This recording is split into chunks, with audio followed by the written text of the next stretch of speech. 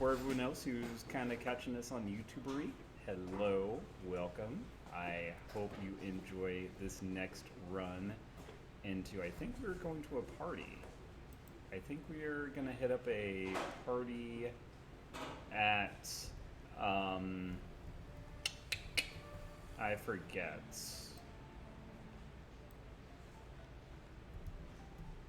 I think that was the mission we're doing. Let me double check. I'll find out soon.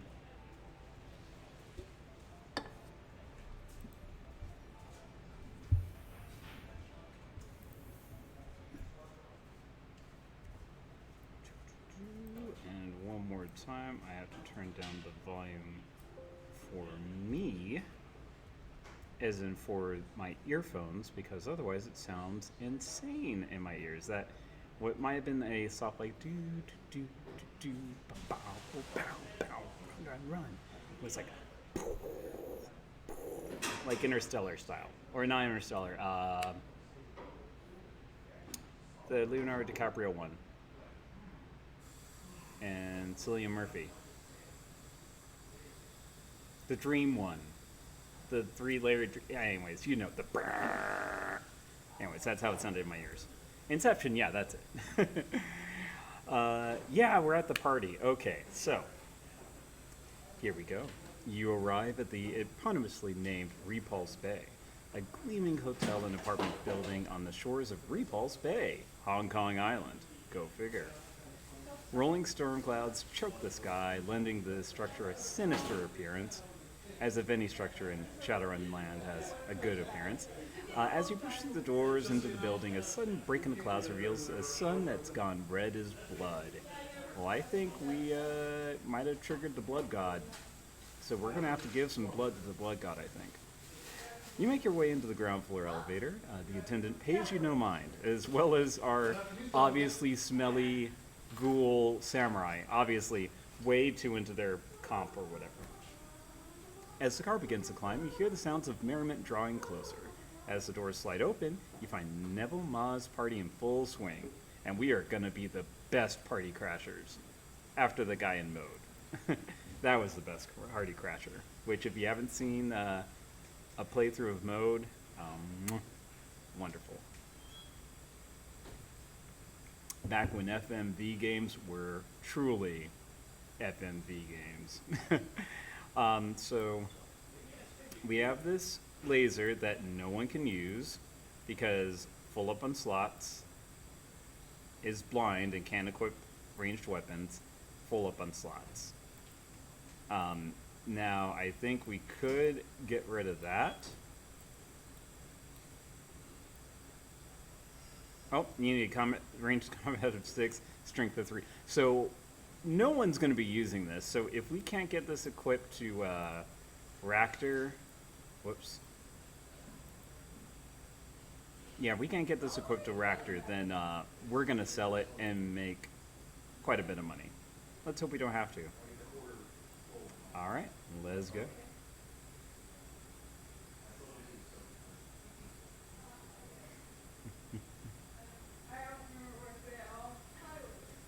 The elevator disgorges you onto the mezzanine with little fanfare. Off in the distance, you can hear the sounds of clinking glasses, carefree laughter, and silverware on china. Of course, Gaichu would be the first one to say something. We should discuss our approach lane. First off, why the heck did you bring me to a public party?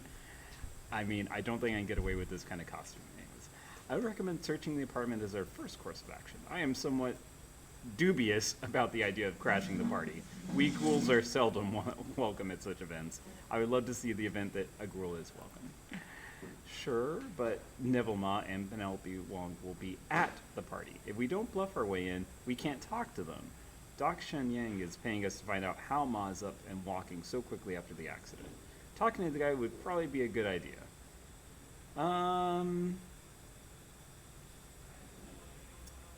Well, come on, guys. We'll do it both ways, but first let's play it by ear. I don't know the scene any better than you do. That's probably the wisest choice. He strokes his chin, and Koshei is ready to go MVP mode. Lead on. We will follow Koshei. That's what he meant to say, is we will follow Koshei. That was unspoken agreement that yes, we will all follow whatever Koshei does. Which, if you didn't see the last stream, Koshei just wrecked everyone on the opposing team. Just like, kapow, you did. Kapow, you did. Kapow, you did. Yeah. If we're going to crash a party, you might as well crash the party. That is indeed true. Let's go through here first. Oh boy, Matrix. Isabel, show me what you're working with.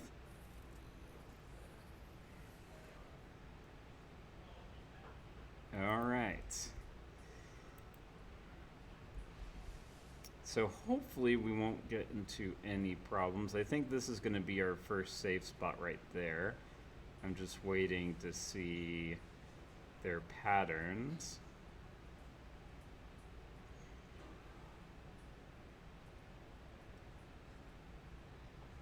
Yeah, so we'll go here. And we'll see our next step. Oh, so that's the only thing we have to worry about. Okay. So once these things turn, I think we'll be good. Yep. Okay. All right. So let's go ahead and try to hack.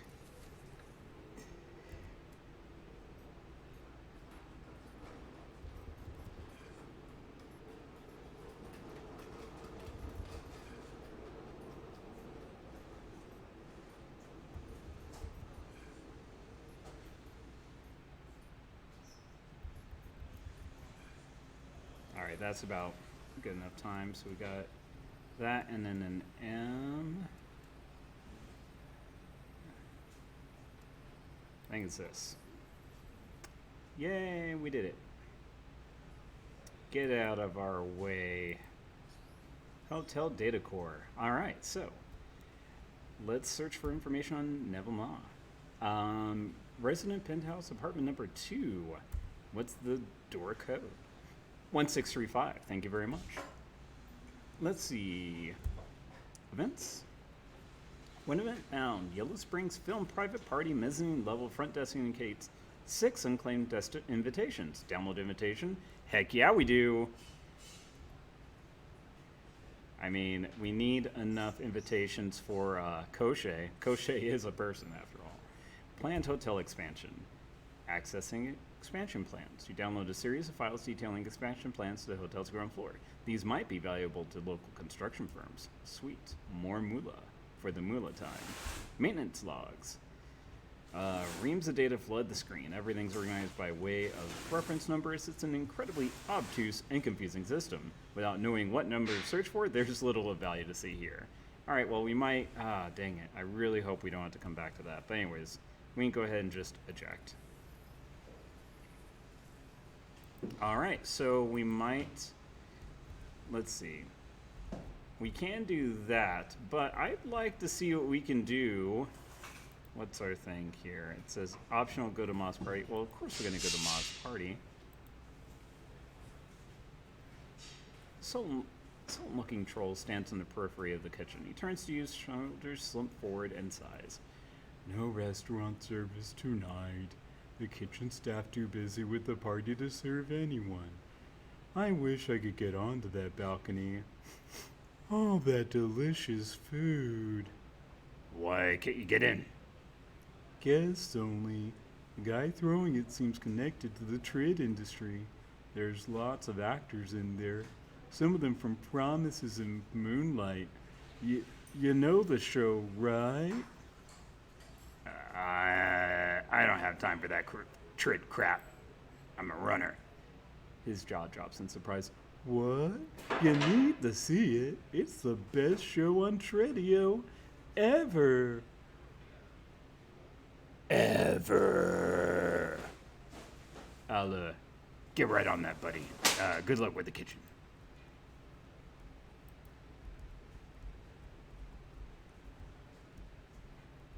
Alright, what are you doing here, waiter? The ragged waiter manages to straighten up as you approach. Good evening, sir. Welcome to the veranda at Repulse Bay. How may I be of service? What's with the guard? There's a private party outside, and our establishment provides security for any event that requires it, but don't worry, the balcony will be free again in a few hours. Yeah. Literally, that's the face of all the waiters at these kind of things, I can imagine. You look exhausted. Why don't you take a little break? Not yet. I can't afford to miss any tips. I went to Macau last week, and it wiped me out. Bad luck with the horses, you know? Today's the day your luck changes. I'm willing to help you out for some information. Ooh, I'm listening. You know what? Never mind. I'm a tease. Have fun. The security guard stands in front of the patio, a bored expression on his face. He looks up at you down as you approach. Private party, pal. But his eyes land on Gaichu, and his face goes white. He recoils in horror. What the hell? Ghoul! Ghoul in the lounge! Ghoul in the lounge! I just thought you wanted to know. Troll's name is Eeyore. Yeah, that troll was Eeyore, definitely. Be silent. Calm yourself. You are going to cause a panic, in which case we will end you. The guard stares at you, his mouth agape. What the hell do you think you're doing bringing a ghoul in here?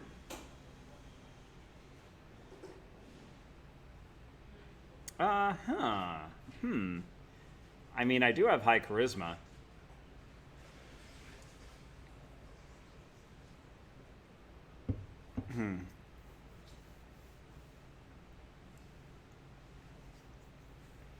Let's do the party invitation, because that will let him in, but the rest of us might not. So, Of course he's not a ghoul. He's an HMHVV infected person who happens to be a friend of Penelope Wong. And we have invitations, jerk. He takes the invitation and scrutinizes it. Then he looks at you, reluctance laying on his face. Enjoy the party, sirs and madams.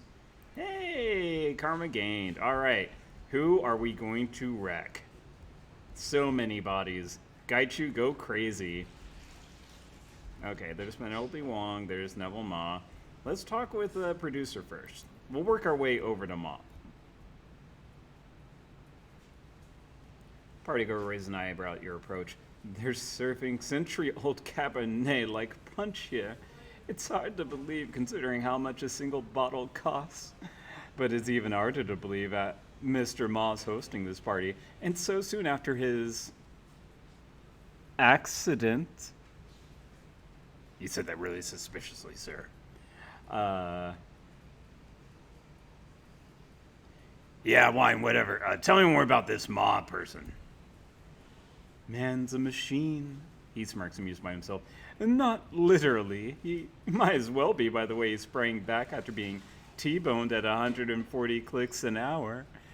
Anyone want to do math and tell me how many miles per hour that is? 140 clicks is like what, 110 miles per hour? Actually, wait a second. If you're hit at 110 miles per hour, what's the math? Any math would be helpful because I flunked it. Hey Tex, do you know what 140 kilometers in miles per hour is? No idea. Okay. 86 miles per hour. So, if you were hit by a vehicle, I think someone said this was a truck, at 86 miles per hour, on a scale from 1 to 10, how do you think you'd be doing?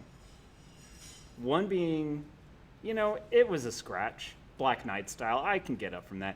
10 to being, ya dead, ya done, game over. If you believe in reincarnation, great, see you next time. If you believe in the bing or the brr, then we'll see you there. 25 miles per hour is already not looking so good. Yeah.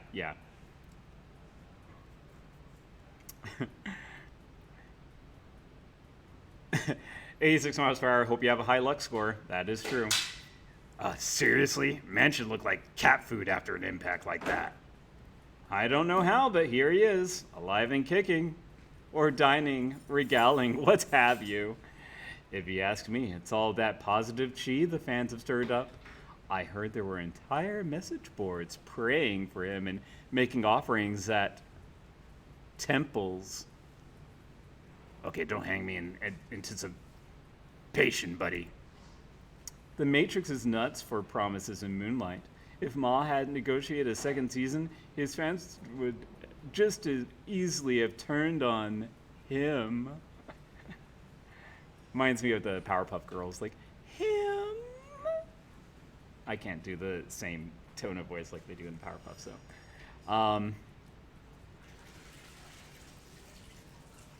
No way. Internet can't send you chi. I'm a magic user. I should know this. Much less fix a broken body. Call it chi or luck or whatever you want. Ma's here, so he must be doing something right. All I know for sure is that I'm glad he's back in the business and serving us these buckets full of Cabernet. He catches sight of someone across the room and waves, Lisa, over here. Oh, and there's Mark, too. Oh, hi, Mark. Nice talking to you. Oh, hi, Mark, indeed. Penelope Wong, the glamorous starlet, flashes you a standard celebrity smile. Lovely, but emotionless. Good evening, Penelope Wong, but please, just call me Penny. I guess so. Parties aren't really my thing. She glances around to make sure no one else is listening, then leans towards you and lowers her voice. I could do with a few less parties and public events myself. Excuse me. The curse of popularity, I suppose. Sometimes I feel like a prisoner of my own success. So, Mr. Argyle, tell me, what brings you here if you're not interested in these sorts of affairs?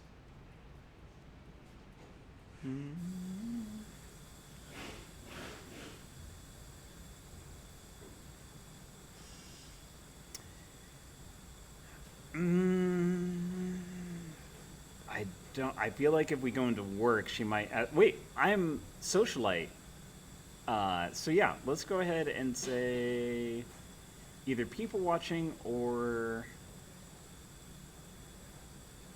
yeah, Just people watching. Notice Neville's back in action so soon after what happened, too. A smile lights up her face. Oh, it was absolutely miraculous. I must admit, I nearly died of fright when I heard what happened.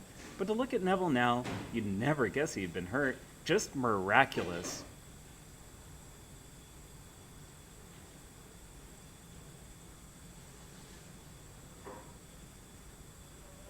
Ooh, let's try to bluff. I'll keep his secret if you will. It's a shame the rumors mill caught wind, though. There are rumors? I haven't heard any rumors.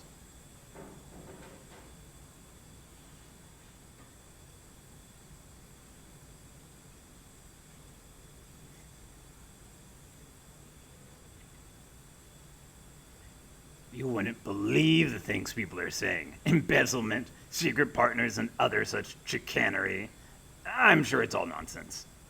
Her face reddens. That's ridiculous. The studio's doing better than ever. We're even expanding. No money lost there.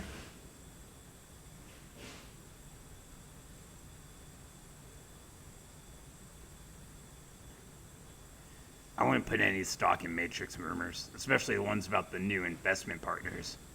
Someone new? For a moment, she's lost in thought, face twisted in concentration.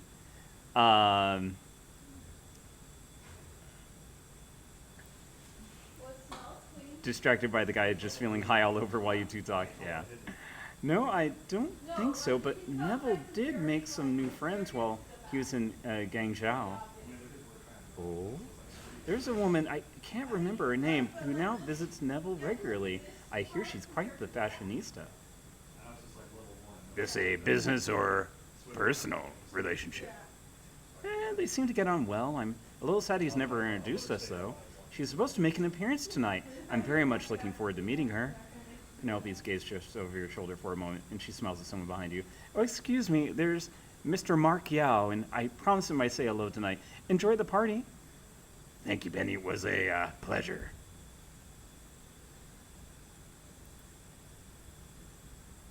I have to make it for 3 million less than my original budget. Uh-oh. That's never good. Is that a storm? Sounds like it's about to storm. You all are on the balcony. You're about to get rained on. Nevelma is dressed in an immaculate suit, surveying his party from the edge of the balcony. As you approach, he inclines his head respectfully. Good evening, Mr. I'm sorry, I don't believe we've been formally introduced. He straightens his wristwatch. I'm Nevelma, owner of Yellow Spring Studios. Argyle Argent. That is our name. Our fake name is Argyle Argent. Double A.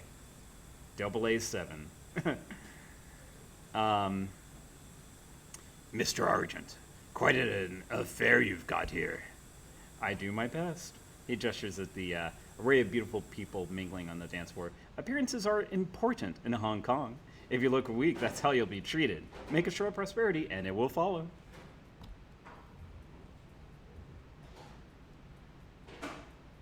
I've heard favors are worth their weight in gold here. Is that true? Absolutely. Even if I were to lose everything tomorrow, I would still be rich in influence. If you can't trade on your name and reputation, you are truly lost. Destitute, if you will. All right, let's see what you're working with, Mr. Ma. Focusing your senses, you concentrate on Ma's aura. Excuse me. Your third eye slides open, unveiling the hidden reality of the astral plane. The walls of the veranda balcony grow gray and cold. And Nevelma explodes into scintillating light. Judging by the state of his aura, Mar appears to be in good health. His essence is slightly frayed, the sort of damage you associate with a standard data jack. Otherwise, he appears more or less intact. You do, however, detect a faint tinge of discoloration on the periphery of his aura. A chronic illness might darken an aura in this way, but you've never seen anything quite like this before. Having seen what there is to see, your third eye slides shut again. If Ma is aware that you've sensed him, he doesn't show it. I've heard about your accident. How did it happen? It seems as though that's all anyone wants to hear about these days. To be honest, I'm getting rather tired of repeating the story. Suffice it to say, a delivery truck, a drone, experienced a glitch and ran a red light. If it hadn't hit me, it would have hit someone else. Sounds like someone's got it in for you. You know anyone who could have set this up? Not really. Apparently, the latest software update to the truck had gotten corrupted, but that was all they found. It was shocking to discover that the delivery company missed the glitch. But I suppose that's a mistake anyone could have made, and certainly not enough to point to any one person. Heard you made a new friend while you were in the hospital. Yes, Miss Fang. She's quite an admirer of Promises in Moonlight. She kept my spirits up as I was recovering from the accident. Sounds like you might be more than just friends. You're welcome to believe whatever you like. A gentleman doesn't kiss and tell, however. And you would do well not to repeat such rumors. I prefer to keep my private light out of the spotlight. Of course, Mr. Ma. Yeah, my thanks for your discretion. So you were discharged from the hospital pretty quick after your accident. Those treatments must have been expensive. Not especially. Guangzhou's hospitals are top tier. Confidentially, my rapid recovery mostly came down to luck. The accident could have been a lot worse than it was. I owe Eurocar a lot of thanks for their safety features. Thanks for talking to me, Ma. My pleasure. Please enjoy the party. I can't talk to either of them, it looks like, other than Ma, and I think I've exhausted all his stuff. So let's go upstairs. Well, let's see if there's anything in here. This is yes. Nope. Okay. Anything there? Nope. All right, I guess we're going up.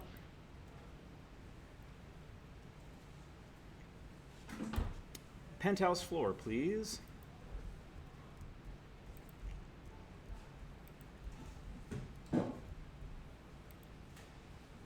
Okay, so that code was 1635.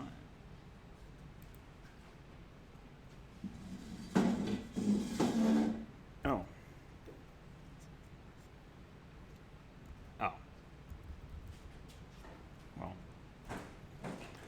guess there's more than one way to do this. Why is it so cold in here? I can see my breath. Let's search these suits. Rows and rows of finely tailored suits, custom shoes, and various accessories fill the room. Okay, well, let's not do the security door yet. I'm kind of paranoid about that. Refrigerator. The fridge is well stocked. There's enough food in here to feed a big party. Liquor cabinet. The liquor cabinet is full of expensive wines and spirits. Several decanters sit atop it, but one in particular catches your eye, a bottle of brilliant bright red wine. Let's get some Cabernet in our system. You take a quote. Gag. The wine's strangely warm given the temperature of the room and disgustingly salty. Interesting. His nose wrinkles as he tastes the air. I'll be taking that with me if you don't mind. Wait, just one more second. Let me make sure it's horrible. Go ahead, it's vile. Not your vintage, huh? I'm not surprised, but I find the aroma quite enticing. Gaichi, why don't you tell us what it is then? What vintage is it? O negative? A, B? Yeah, I don't think that's wine either.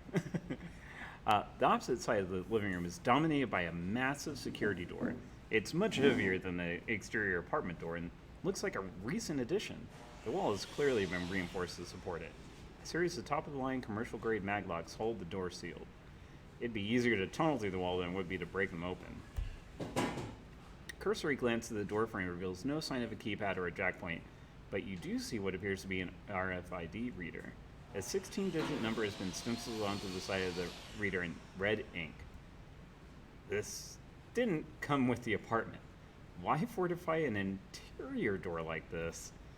To keep up appearances, I think.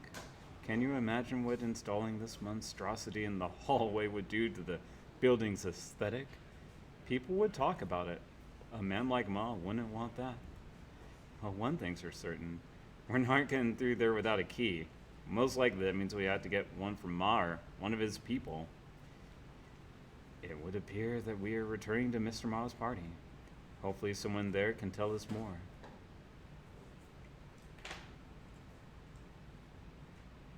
Looks that way. Saddle up. We got a party to crash again.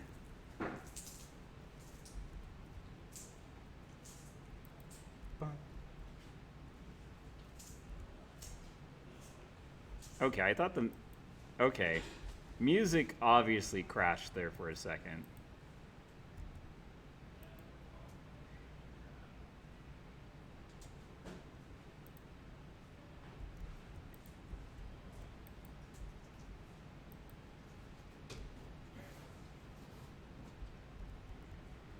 Okay, should we... I don't think we should talk to Mom. Let's see if Penelope first has a key.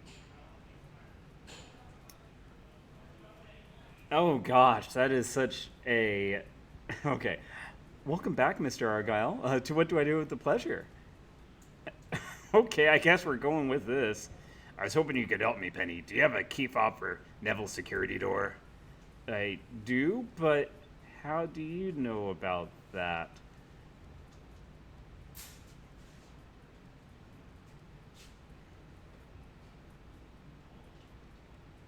Oh, God.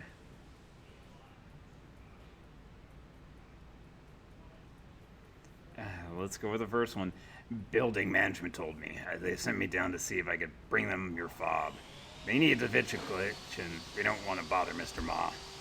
Oh, in that case, please take my key fob. Just bring it back when you're done, okay? Thank you, Penny. You don't know how helpful you've been. Always happy to help where Neville is concerned. Oh, gosh. Poor Miss Penelope. I hope we don't get her in trouble. She's just a clueless celeb. I do wish I got to use my socialite etiquette. I mean, I've got it as a troll to show off. All right, you folks ready to crash this party? Koshe, come on, don't be slow. We need you.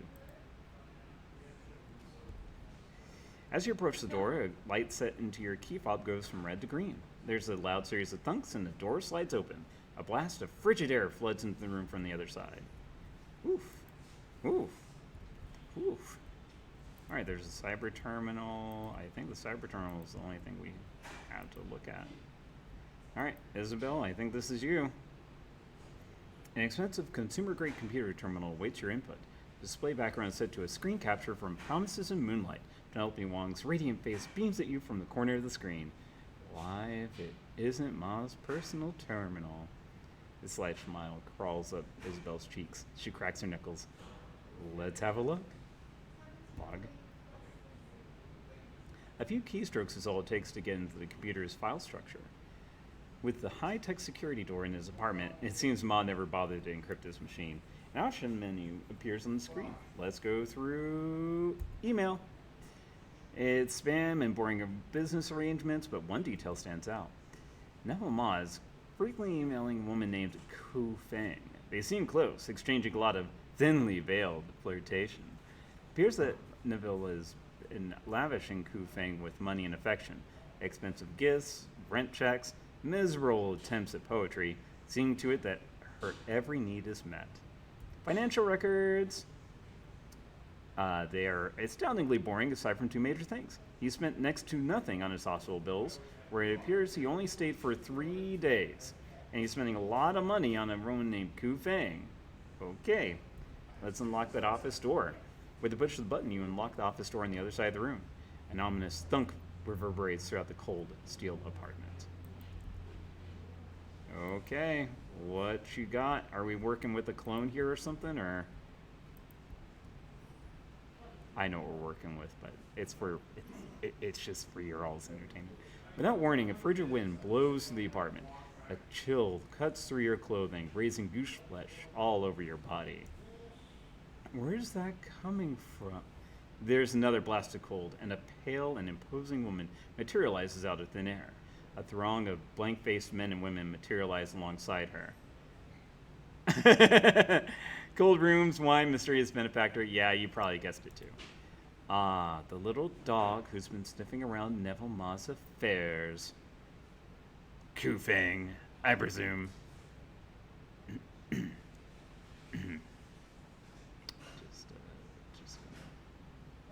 okay. Should probably close your mouth a little bit. Probably close it just. Yeah, it's fine. I have that problem too. Ku Feng, I presume. Just so. My servants have been watching you since you arrived. I suspect that you are an evil man, and that you are here to do harm to Neville. So I came to stop you. Be careful, Slane. Her aura is streaked with corruption. I can practically taste it. She is a vampire. Oh, sorry. I had just gotten to the Slane voice. Be careful, Slane. Her aura is streaked with corruption. I can practically taste it. She's a vampire. These others are her pawns. And you are a ghoul. Why these people would choose to associate with a corpse eater is a mystery to me. Perhaps you are their pet? Gaichu tightens his finger on the hilt of his katana. Who will eat whom, leech? Come for me, and let us see whose teeth are sharper. She smiles at you with blood-red lips. An armed conflict in this room would bring security within moments. The Hong Kong police force would no doubt arrive shortly thereafter. Is that what you want? It makes no difference to me. I can disappear just as swiftly as I arrived. But you, on the other hand. She's right. We can't fight in here. Dr. Shen Yang told us that we wouldn't get paid if we did. We appear to have reached an impasse. I cannot allow you to leave, and you seem intent on continuing your investigation here. So, how shall we resolve this conundrum?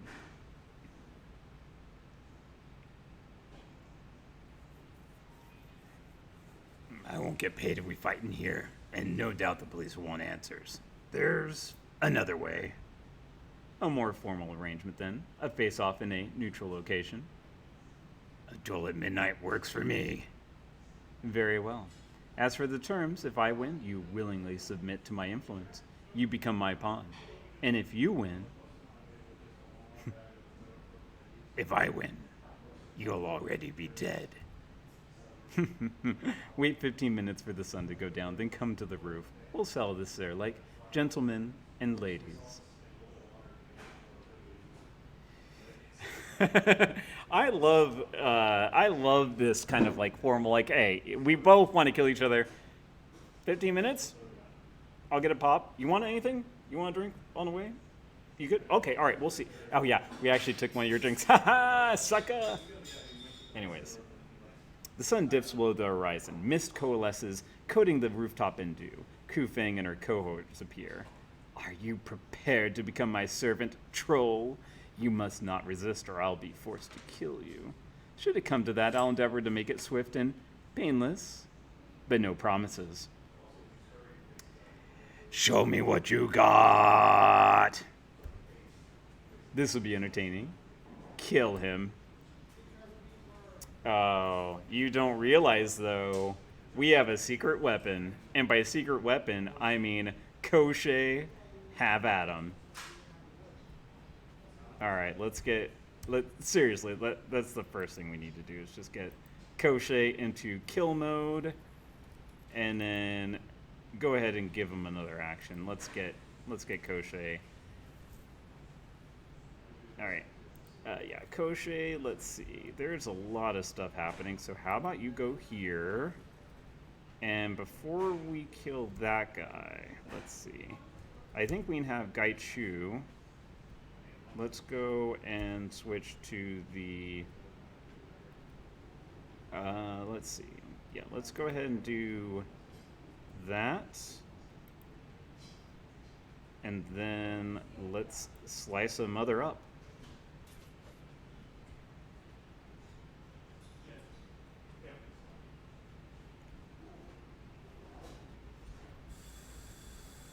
I do want to stand there, but I don't want to yet.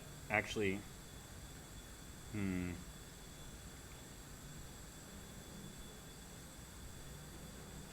let's... Dang it. I don't want to attract that much attention yet. Let's see. How's your aim there? Alright. Let's get Iz some better aim. Because I would love for her to launch one of her grenades off there. So let's... It kind of sucks that she'll be out in the open no matter what. Hell, I'll go out there too. Let's see. Let's aim for this guy. Hey, still, that is decent damage to all of them. Alright. So let's see. I can probably slice him up. But first, let's see what Koshei can do to this person. Hello. Alright, let's see. Golly, these are some bad... Well, actually, let's go ahead and say this one.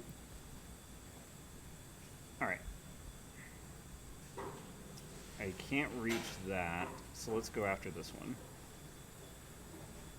Ugh, dang it. Alright, let's see what you all got.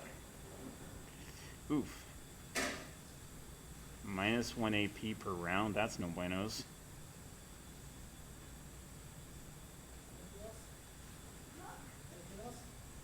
Oof. That kind of stung. That also kind of stung. Okay. So first, let's get Gaichu. Actually, first, let's get Slain. Oh, Slain can't move. Ah, dang. Well, I mean this in the kindest sense, but you are kind of... You'll be fine, Slain. I promise. Yeah, see? You're fine. Alright. Dang it.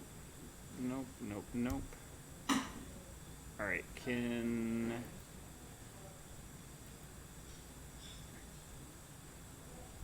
Okay.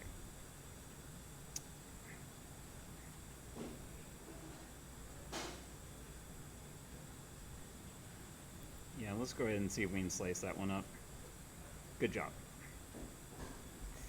Alright, Koshe, let's get you out in the open. You got plenty of armor and everything. How do you feel about taking that one down? Oh my gosh. Koshe, is that the first time you've missed? Oh. Ugh, things are not looking good for Slain. Ooh. Ouch. Okay.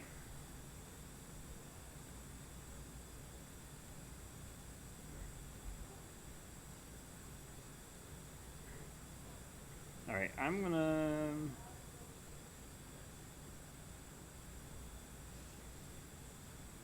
back up here.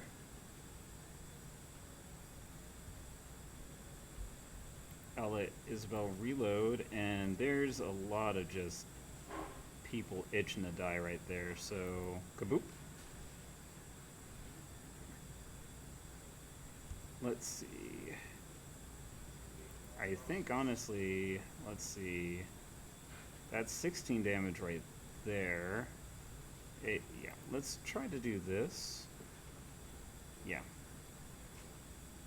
Right there.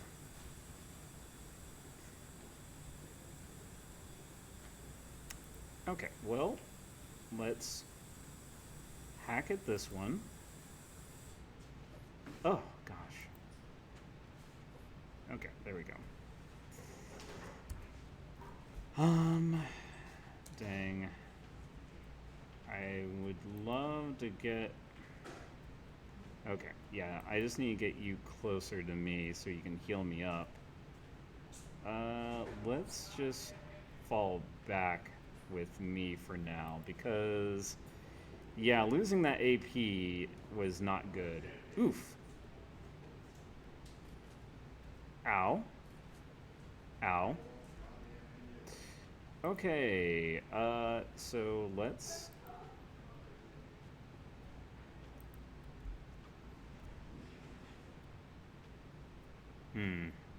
This is looking a little dangerous for me, my character that is. So, Raptor...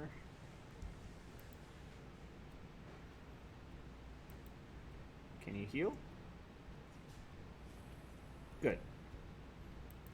Alright, then I will also do... Actually, wait a second. Can I reach there? No, I cannot. I can reach there, though. So, I am planning on doing... Yeah, let's see what happens when I do this. Normally the Dragon Line does something, but that's okay. So, let's see if we can mark someone for... Okay, we'll get a little bit closer. Yeah, it's more important, I think, to have Koshe take out some folks. Dang. No, didn't go as planned. Okay. Alright, so I'm gonna step here. Gonna cast a mana bolt right over there. Ooh, that was nice. Alright, let's see if... Alright, you're already marked. Can we mark you real quick? Sweet. And then let's try to take out this one. Alright. Can anyone tell how many hit points he has? He has 1 hit point, so he's going to die at the beginning of the next round. So he's dead. Let's go ahead and overclock Koshe. Alright, and then let's... Yeah, let's go ahead and... Oh my gosh. Just have not had the best luck on these hits. There we go. Koshe's back in action. Alright. Let's try this. Miss. I'm not surprised, but let's see. That.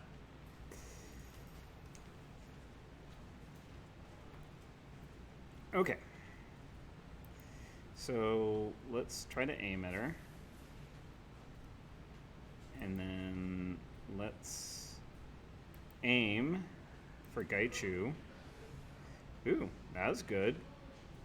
All right, so let's see if we can do a little bit of... I should have marked her. I forgot. Oh, well, that's fine. Okay.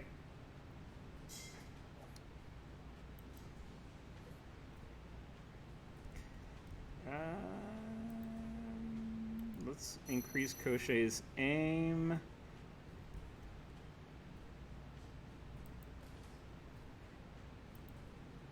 Let's go ahead and put an aim on it.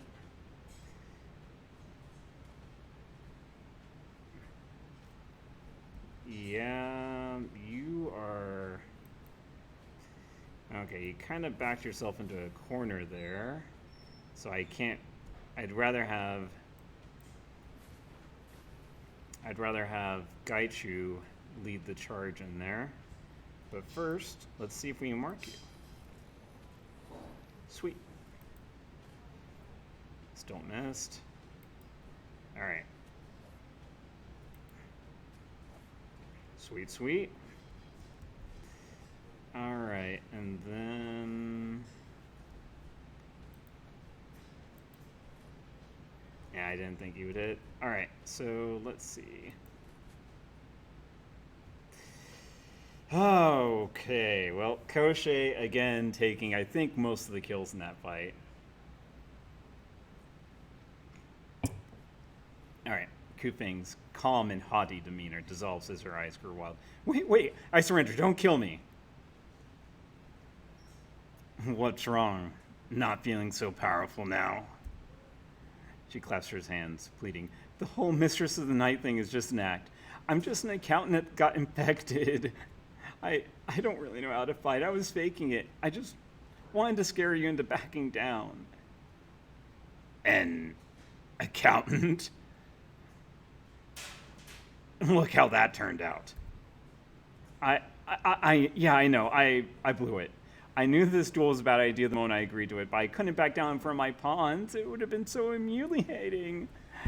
Like I said, I'm just an accountant. I never went to vampire school. What I did was get drunk on a business trip, blackout, and wake up in an alley like this. And so you, decided to embrace the whole vampire thing? What choice did I have? I couldn't go back to work, and it was a dead-end job anyway. No upward mobility and no room for growth. I did what anyone would have done. I tried to make the best of it to capitalize on my new abilities. I'm a vampire now. I can't control that, but I can control how I choose to monetize it. So, what was your end game? How do you see this working out? It beats me. It's not like I have a rule book for this or anything. I'm just making it up as I go along. Who knows? Maybe I can eventually become the vampire queen of Repulse Bay?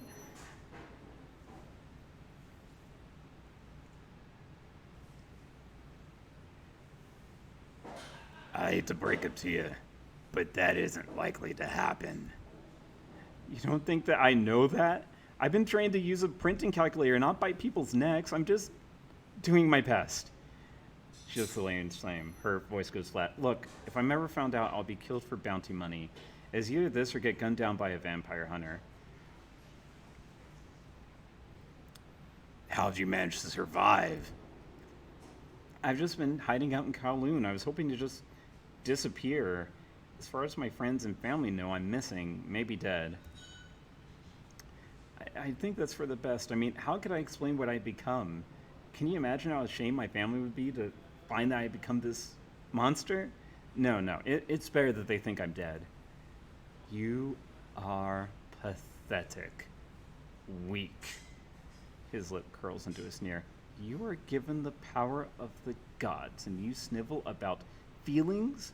What is wrong with you? I never wanted to be this way. I'm just trying to make my best. Trying to make my way downtown while I'm walking fast because I'm homebound. Your best is barely competent. You squander your potential, then bawl about your cast-off life when you are defeated. You don't deserve the gift that you have been given. No, you're right. I'm not cut out for this. She turns to you, a look of misery smeared across her face. Can we call a truce, maybe? I scratch your back, you let me live, please?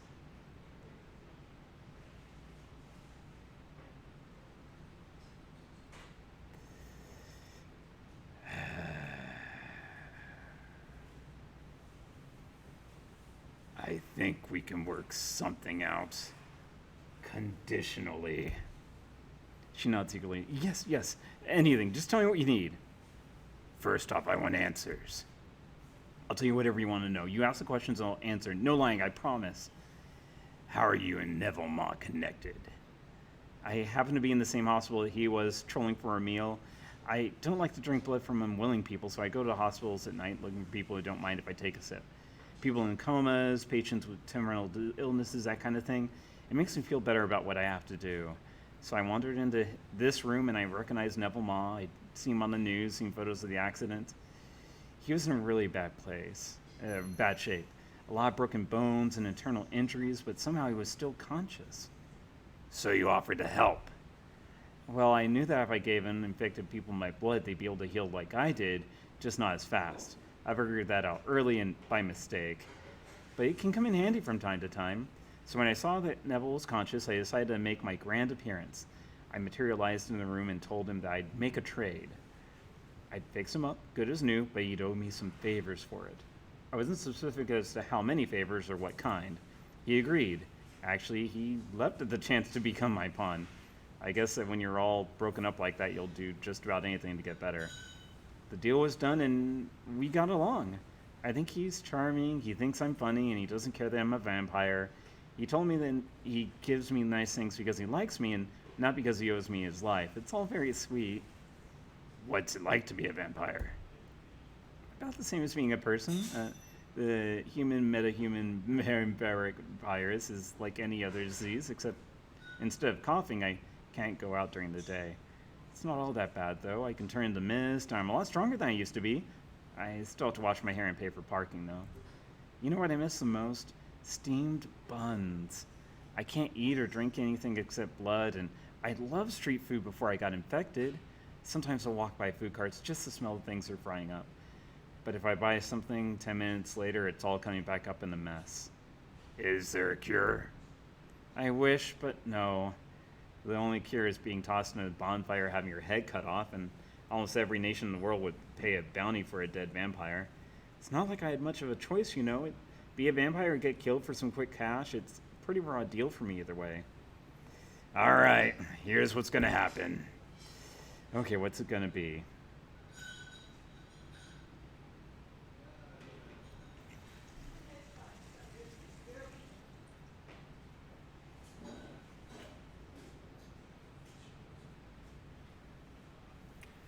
Do we want to help her out? Because I'm either going to do 1 or 3.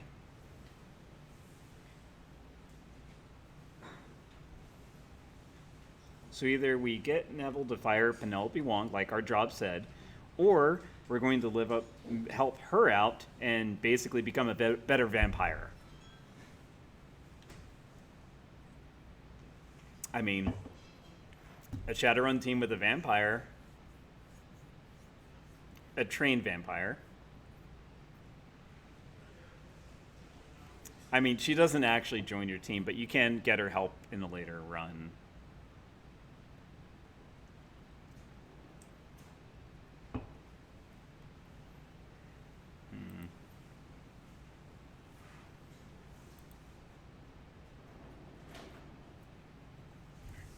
It's a short term. The help is like, I think she helps you on like 1, maybe 2 runs, I think. I think she does help in the last fight. I think. It's been so long since I played it, but yeah. If we do that, yeah, we'll get help and karma, but we won't get money, and we need a lot of money to buy the spells that we want. Although we do have that laser that we're probably going to sell if Rector can't attach it to Koshé.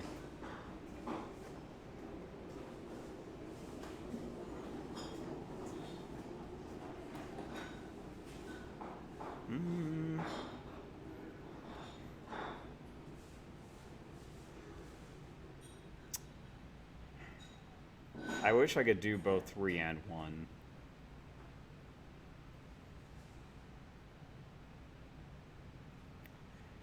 Okay, we're gonna do 3. Well, actually, I've done 3 before though. I don't remember doing 1. Okay, I'll do 3 still. Because 1, it does satisfy the job, but you don't get anything extra out of it. And I'd like to show you guys what happens later on. So, all right. You're gonna live up to your potential, and I'm gonna help you. You are? We are?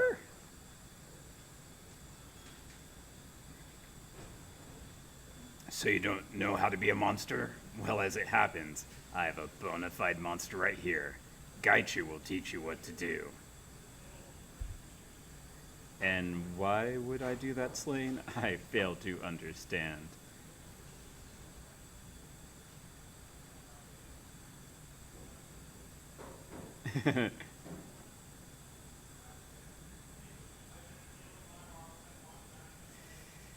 Because in Hong Kong, connections are power, and I want the vampire... No, that's not me.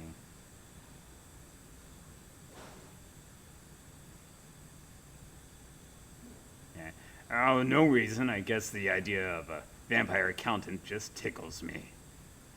Well, in that case, I accept gratefully. What about Dr. Shen Yang? What are we supposed to tell him? Oh, we get both. Sweet. He wants Penelope Wong. What do you say, Ku Feng? Think you can get Neville to let her go? In a heartbeat. Neville can't say no to me. He'll do it, no question. In that case, it's settled. We'll be in touch. She bows, smiling. It is settled then. May this be the beginning of a long and fruitful relationship. Wow, it's one of those few times where you actually do get the best of both worlds. Huh. Although I am a little irked. We had to use our only trauma kit, so I'm gonna have to buy a new one. I think those are like $500. Ugh. Yeah, so I guess we're going to the mezzanine floor. I think we're done. Are we not done? Yeah, we're done. All right, let's skedaddle. Maybe, depending on how long the NPCs take, we might be able to do 2 runs this time.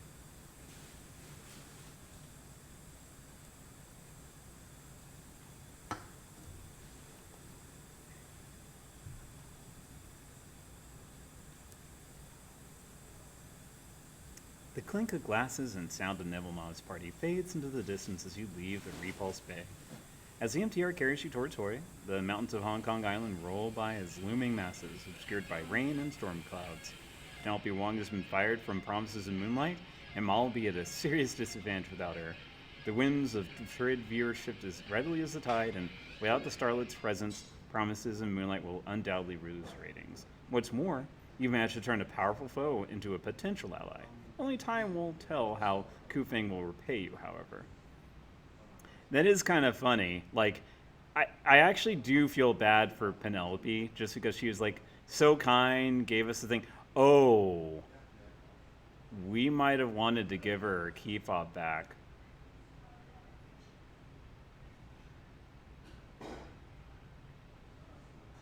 Whoopsie.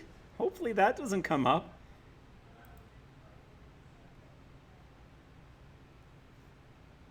Okay, and actually after that embarrassing attempt at meleeing, I know I was like, I'll be a melee guy with Gaichu. I think I'm gonna just pump everything into magic so that I can support myself and then be able to do that. Oh my god, is that even enough for anything? I think it's enough to boost this up by 1. Okay, well, before we spend it, because of what happened last time. All right. Oh, as you pass in front of the walled city, something takes hold of your chest and squeezes. An internal pang, like a panic attack, but worse. You feel your chest compress, and for a second, the world turns to liquid. It takes all the effort you can muster to keep from falling over. A stirring patchwork of images flashes before your eyes. Fragments of dream and sense memory all stitched together, playing on a loop in your head. Walled city residents kneeling, turning sound to grinding gears, leaning buildings, soiled streets, used needles on the sidewalk, pandemonium, mass hysteria. The images come faster and faster. Teeth, thousands and thousands of teeth. The Redmond Barons, the first man you ever saw killed, crown of ivory over a shimmering veil. Duncan at age 10, his legs pumping, running from his like from a pack of Halloweeners. Strange anatomy that doesn't make sense to your logical mind. A door. A heavy industrial door. Something is written on it in faded yellow paint, but you can't make it out. And just like that, the slideshow ends. Boo! The images fade to nothing, returning you to the hallway streets. The outermost facade of the walled city towers over you, huge and oppressive. A group of kindly Shang's blue lanterns pass you by, oblivious to the event that just took place in your head. Let's walk it off. You take a step forward, then another. You still feel woozy, but you don't need to take a knee. The event, whatever it was, is over. Your mind is now your own. All right, well, before I forget, I do want to go get another trauma pack, because if I die, then run is over. These dreams are getting out of hand, Slane. Got them too, right? Normally wake up more tired than when I fell asleep, but this is nuts. I'm ready to hear about how you got hurt now. Yeah, alright. You asked for it. A run went bad. Ambrose spits on the floor, emphatically, in clear defiance of his own prominent sanitary space, no spitting sign. Real bad. They used to call me Rip Shot. I was on a 10-man crew, holy moly. I mean, nobody must have made much money, but probably had easy time with it. We were led by this ex-army troll named Icebreaker, former combat engineer, brutal guy. We did shadowrunning, armed robbery, office invasion, underworld hits, anti-braiding, just about anything as long as we could make money and hide our tracks. 10 people, that's huge. It was. We were Icebreaker's own little army. A lot of our work was high profile, real violent. We dumped a lot of arties in the harbor. Then we had this one job. Pauses and takes a deep breath. Hey, I can sum this up real quick, otherwise I tend to get long-winded. What do you want? Just give me the full story. Let's hear about this and see if we can use it for our own purposes. We were breaking into an R&D facility. It was a vanilla job. Cheap rent-a-cops, flawed security system, no problem. It was going like clockwork. I was out in the command van on Overwatch. Bam! Something hit the train like a freight train. The walls crushed in on me. There was a flash of light, then darkness, stabbing everywhere. Pressure like a mountain falling on me. Feeling crushed to a pulp, then I blacked out. Fall silent. Seems to be somewhere far away in his mind. The seconds tick by. I'll wait. When I woke up again, I was in pitch darkness. I could hardly breathe. I was being burned by hot metal. The pain was indescribable. There was a shrieking like the metal was screaming around me and sparks. Someone was cutting through the wreck. A huge pressure lifted off me. There was a blinding light. It was our glove woman, Karen. Not the manager woman, Karen. Regular glove woman, Karen. She pulled me out of the wreck, wrenched 4 tourniquets on me, shot me up with drugs, stuffed me into the security car she'd shot up. Karen jacked me in. I couldn't even hold my head up. I thought my spine was shattered. Once I was rigged in, though, the pain in my meat didn't matter. I drove us out of there. I'd stayed conscious just long enough to get us to a friendly clinic. By the time I got us there, Karen was going down with brain swelling. Ambrose's eyes see in the clear as if he's returning from far away. We got barn stopped right proper. Slaughtered. They crushed the command van with a front-end loader and left me for dead. Everyone but me and Karen got wiped out. Who ambushed you? I still don't know. Best I can figure out, it was some sort of counter-intrusion team. Maybe the whole run was a setup. How'd Karen escape? Karen was carrying the first haul out when the assault team hit us. She jumped into the koi pond and lay on the bottom for about 5 minutes doing her woo-woo cheese centering thing. They dropped a flashbang grenade into the pond to clear it. That messed her up good. Busted her eardrums, gave her a concussion, ruptured the blood vessels in her eyes, nose, mouth, knocked the air out of her lungs. She stayed on the bottom for another couple minutes. And so I once asked her what that was like. She just said, painful. That was Karen, stoic like a concrete block. You're wrecked, Ambrose. How'd you survive so much trauma? Cowardice and job security, as he taps the side of his head. I was always real scared of getting hurt. I clutched up my tactical computer with some heelwear and my headwear radio. As soon as my vitals went screwy, my trauma protocols kicked in and my radio started broadcasting my heartbeat. Karen couldn't drive. She homed in on my beacon and cut me out of the wreck with our demo saw. Then she sought me up with enough adrenaline, PMO4, and morphine to reanimate a corpse. Ugh. Then she put 3 trauma patches on me in a row. It shredded my renal system. He taps his chair. That's why this little hot rod has an artificial liver and dialysis machine in it. They hit you with a construction vehicle? Yeah, I shoved the van right up into a plasticrete wall. Nearby robot arm equipped for heavy mechanical work emphatically snaps its vice-like claw. Crushed it like a beer can. I learned something from that. Tell you what, how to seriously slot someone's day.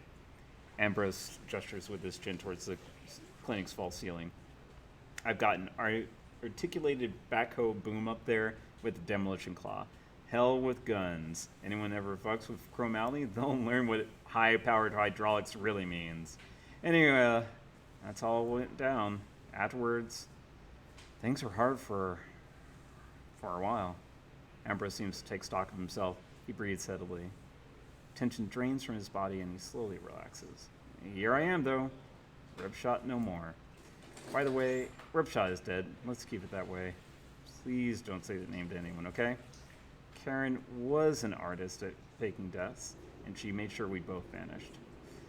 Listen, Slane, this is a painful stretch for me, so we can talk more about the past another day. For now, I'm spent. Well, then let's talk about my reliable Matthew. What about Matty? Why are you giving him BDLs? Why am I giving him BDLs? So he doesn't have to get cheap shit that's going to fry his brain from a street trailer, that's why. Those cool blues are pharmaceutical grade. Their tracks run clean and clear as live opera. Patient confidentiality. I already said too much. He's medicated. God knows he deserves it. Fair enough. Sounds like he has a medical need. That he does. What's his deal? He's a shy, sensitive guy who's had a rough life. Now he's got a shit job selling people the thing they love to hate. That poor guy. He wouldn't harm a fly, but if there's someone who would have had failure to adapt tattooed on their forehead, it's Matty. Sounds like he's in a bad situation with his suppliers. Matty is always in a bad situation with his suppliers. He's a terrible businessman, and used drone selling, that's a brutal business. You always have a lot more metal on the lot than you can afford, and the commissions are a pittance. Sorry. Manny doesn't want help to do something else, so he wants to hold up with his little drone buddies and be left alone. There ain't nothing wrong with that. I commend you for thinking about him, Slane. I really do. A lot of cases like Matty come through my door, and I feel for them. If I didn't have this gig, I might be right there with him. There, but by the grace of Chrome and Booty go I. To reliable Matthew, hold true, little buddy. There's a rest for you at the end of the tunnel. To reliable Matthew. Hey, hang in there. All right, let's talk about something else. It's just depressing. All right, medical supplies, please. All right, so we had the basic one. That's 25%. Let's go ahead and get a gold. Yeah. All right. See you later. Oh, we gotta level up. So I do not care about you. Let's just say, what is this?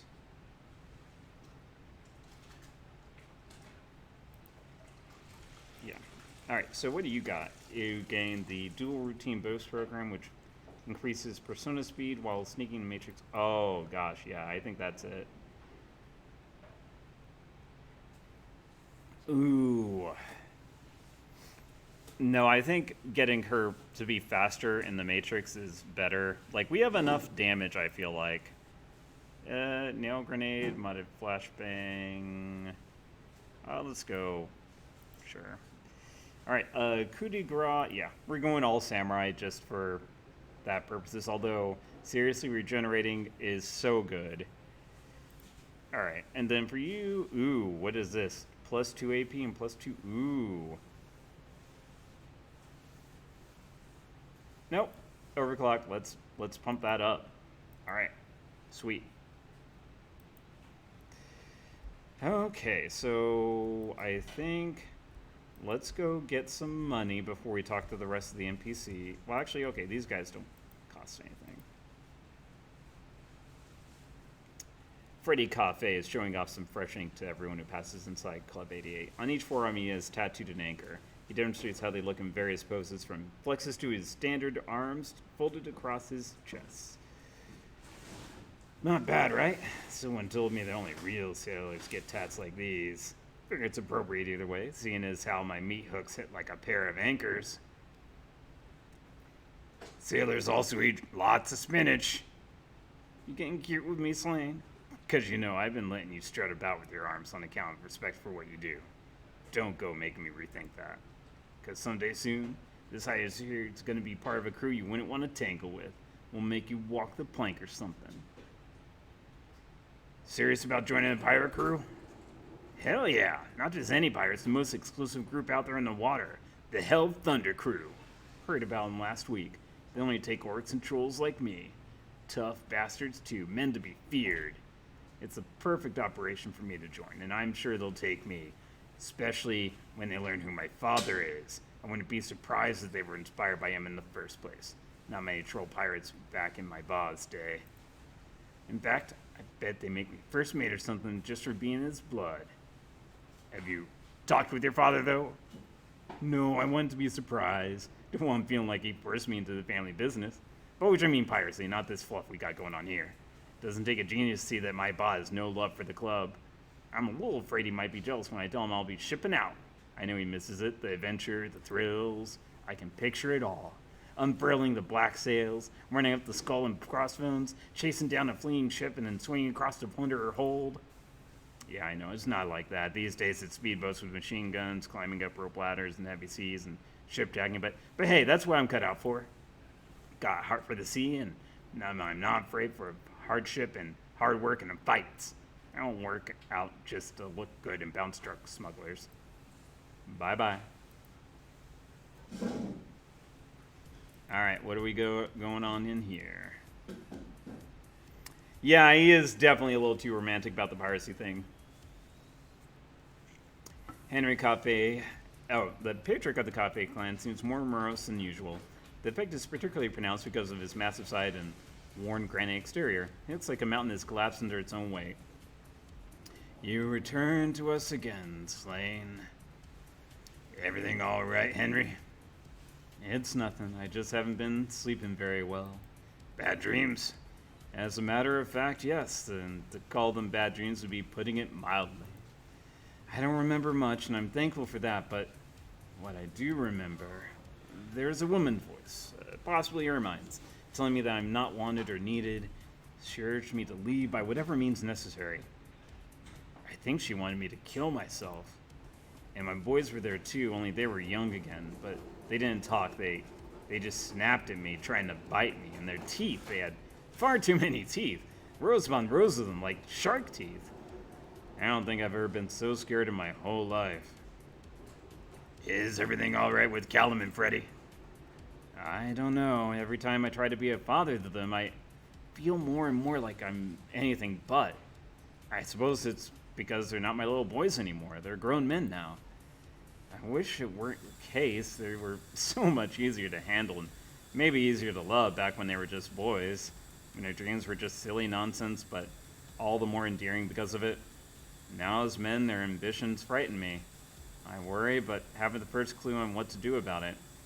I'd talk to them, but I don't think Callum respects me anymore. And Freddy is in his own little world. Can you believe he's convinced I was a pirate? No. Did you ever have any run-in with pirates? Back in my day, there weren't many true pirates in the waters around here. The bigger ships were too well defended, and the smaller ones were mostly not worth the effort. But as time went on, more and more money poured into Hong Kong. That money attracted more sophisticated criminals. Rigged vessels, some of them formerly military, firepower, electronic warfare, trained men. I was mostly lucky. Wu Xing was careful with its ships. They gave a lot of ships escorts in and out of port, and the stretches where pirates were most likely to strike. Anytime we had big assets in tow, they'd send an escort or an air squadron to cover us. We had some light guns on the tugboat, and that was enough. Pirates saw us for what we were, trouble magnet with nothing worth stealing. There was only one incident, but we won't be talking about that. There are things I don't want my wife and my boys to know about this world, or me. Bye-bye. Callum, my man. Callum sits with his eyes closed and his head back. One might assume he's asleep or trying to shake off a particularly nasty hangover. I believe it is the latter. But when he stirs, his eyes are clear and uncharacteristically focused. Slain, what brings you back? I see your memory works fine when you're clear-headed. I suppose it does, and I need that clear thinking tonight. What's going on? Maybe nothing, maybe everything. Could be a way out of this pit. Way to do something more with my life than sell cheap thrills and cheap pills. What's this way out you mentioned? I met a man, or rather a man sought me out, and went to all the trouble to set up a meet and get into Ahoy. That takes guts for someone corporate. He said he's a recruiter, like a talent scout for one of the big corporations, and they're interested in me. Me! Can you believe that? Even way down here in Hoi, they've heard of me. They see the potential in me. Callum Ka-Fei. One of the big shots of this course wants to be my benefactor.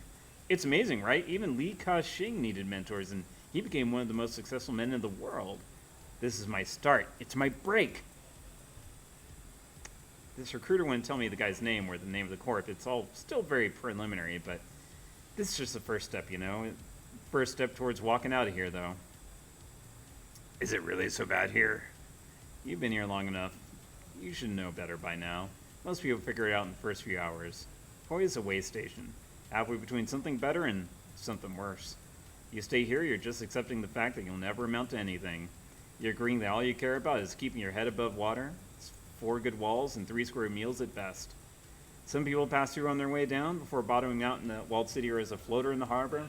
Others pass through on their way up to places like Tai Kung Shing or Aberdeen. That's how I intend to go. Bye-bye. Brent Shirkley, the most normal name around here. Something I can help you with? Friend? The elf has a hard-set look to his face and cold stare of someone accustomed to casual violence. The most striking thing about him, however, are the glowing golden tattoos that wrap from his forehead around the back of his head, just over 1 ear. Nice ink you got there. It's not ink, not really. It's a spell. The elf's tone is flat and disinterested, but he fixes you with an intense stare. Magical tattoo, that kind of thing you tend to pick up in the business. And what business is that? My business, probably. Fixing you with a dubious look, the elf cocks his head. What the hell do you think, man? Look at you. We're obviously working the same angle here in Hoi. Name's Brent Shirkley. He doesn't extend a hand, but does nod at you in greeting. I'm a mage. One of the best in this hemisphere, in fact. Yeah, that's it. That's an awfully plain name. Name's not attached to any sin, so what does it matter? What's your specialty? What kind of bullshit question is that? Are you interviewing me for a job wearing tuxedos or something? Magic is about power. You can dress it up however you like, but there's the core of what it is. That's the core of what it is. I met a lot of magicians that talk about being spiritually in tune with the universe or reaching a higher state of enlightenment. It's all crap. You focus your will to enact a change on the universe. The stronger your will, the bigger the change. Calling it anything else is just window dressing. That's why I bring the big guns. Fire, lightning, raw force. My will is stronger than steel or Kevlar or stone. A good mage knows exactly how far they can push themselves, and they ride that limit. It's not the blessing of a totem or an idol, but their own skill at knowing their limits. Just like an athlete. I do agree. Magic's a skill, not a religion. Probably no heals. Probably just the fireballs. Exactly. Religion is a way of explaining the universe in a way the faithful understand. Magic is about speaking to the universe in words it can't ignore. If higher powers were required to work magic, then I'd be out of luck as the local stuffer shack clerk. Okay, bye.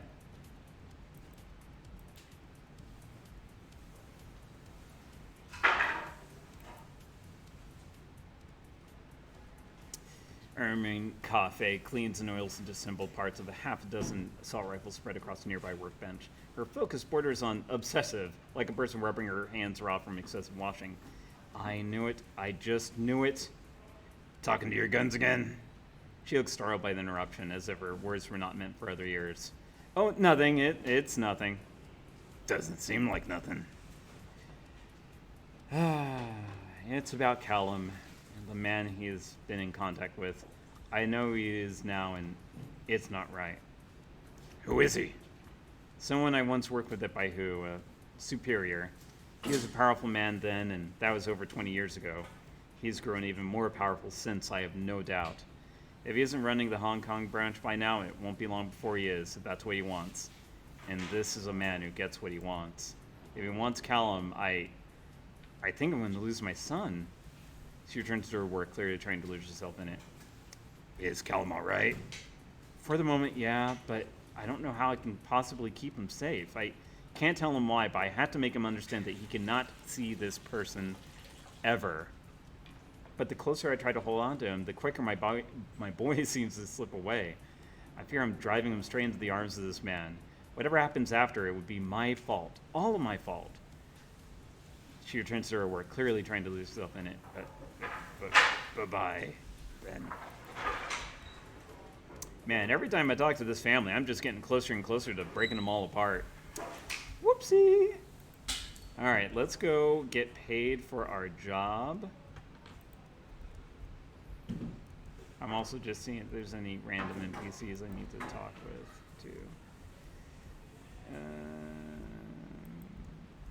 I can talk with the Go players real quick on the way to get paid, because I gotta get paid in there this time. Is this... I think it's the same.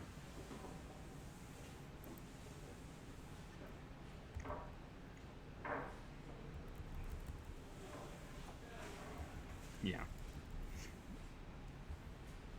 Yeah, they're just repeating themselves. So eventually NPCs do start kind of getting in that rut. So hopefully we're getting there with a couple of them pretty soon.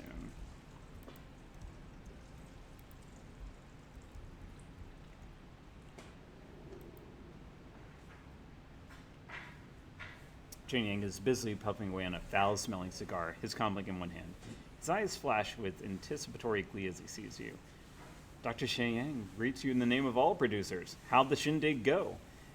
Looking at him again, I kind of wish I didn't do the job like I did.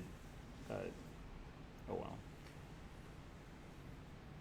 I got the information you wanted. You explain the night's events from start to finish. As you speak, Shen Yang's face grows ever more incredulous until finally his mouth is left hanging halfway open. He slowly places a cigar in a nearby ashtray and shakes his head in disbelief. Vampires in the Trid industry. A vampire queen, no less.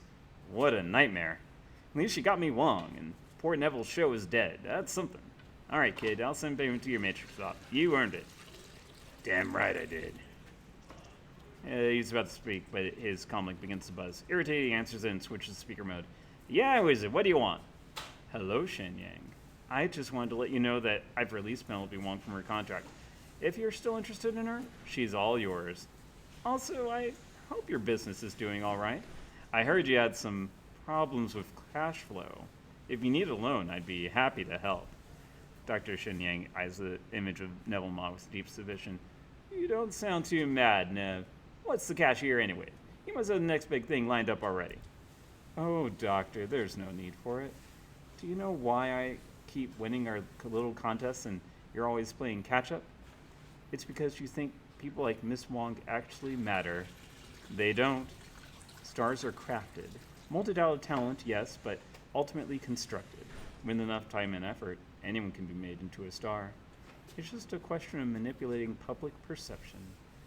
Maybe so, but I got her now, and your show's dead in the water without Star. What do you think of that, eh? I think that I'm going to do what any good soap opera producer would do. write our character out with a tragic death and bring on someone new. You labor under the misapprehension that viewers have loyalty. They do not. They have only appetite. As long as you chase stars like Wong, you will lose. Don't be afraid to think bigger, Doctor. Reach for the drama, not the dramatists. With that, Neville Ma hangs up on Dr. Shenyang. For the next 30 seconds, Dr. Shenyang releases a stream of violently imaginative invectives at his phone. Even Strangler Bowd looks taken aback at the ferocity of Shenyang's anger and the inventiveness of the sexual positions that he describes. Finally, he takes a deep breath and composes himself. That dirty little weasel, insulting my creativity like that, the nerve! Go on, kid, we're done here. Thanks for all your help, but I gotta get going. Gotta talk to a guy about making a bunch of snakes. On a plane? Maybe snakes on a plane? Alright.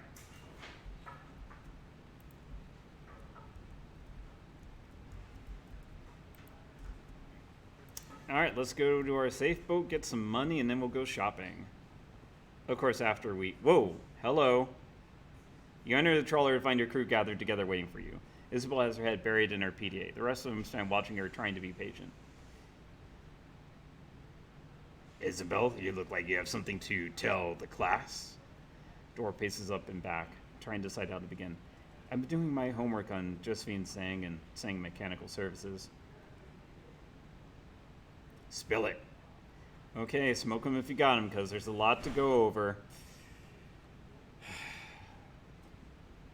I'm done with this. Oh well.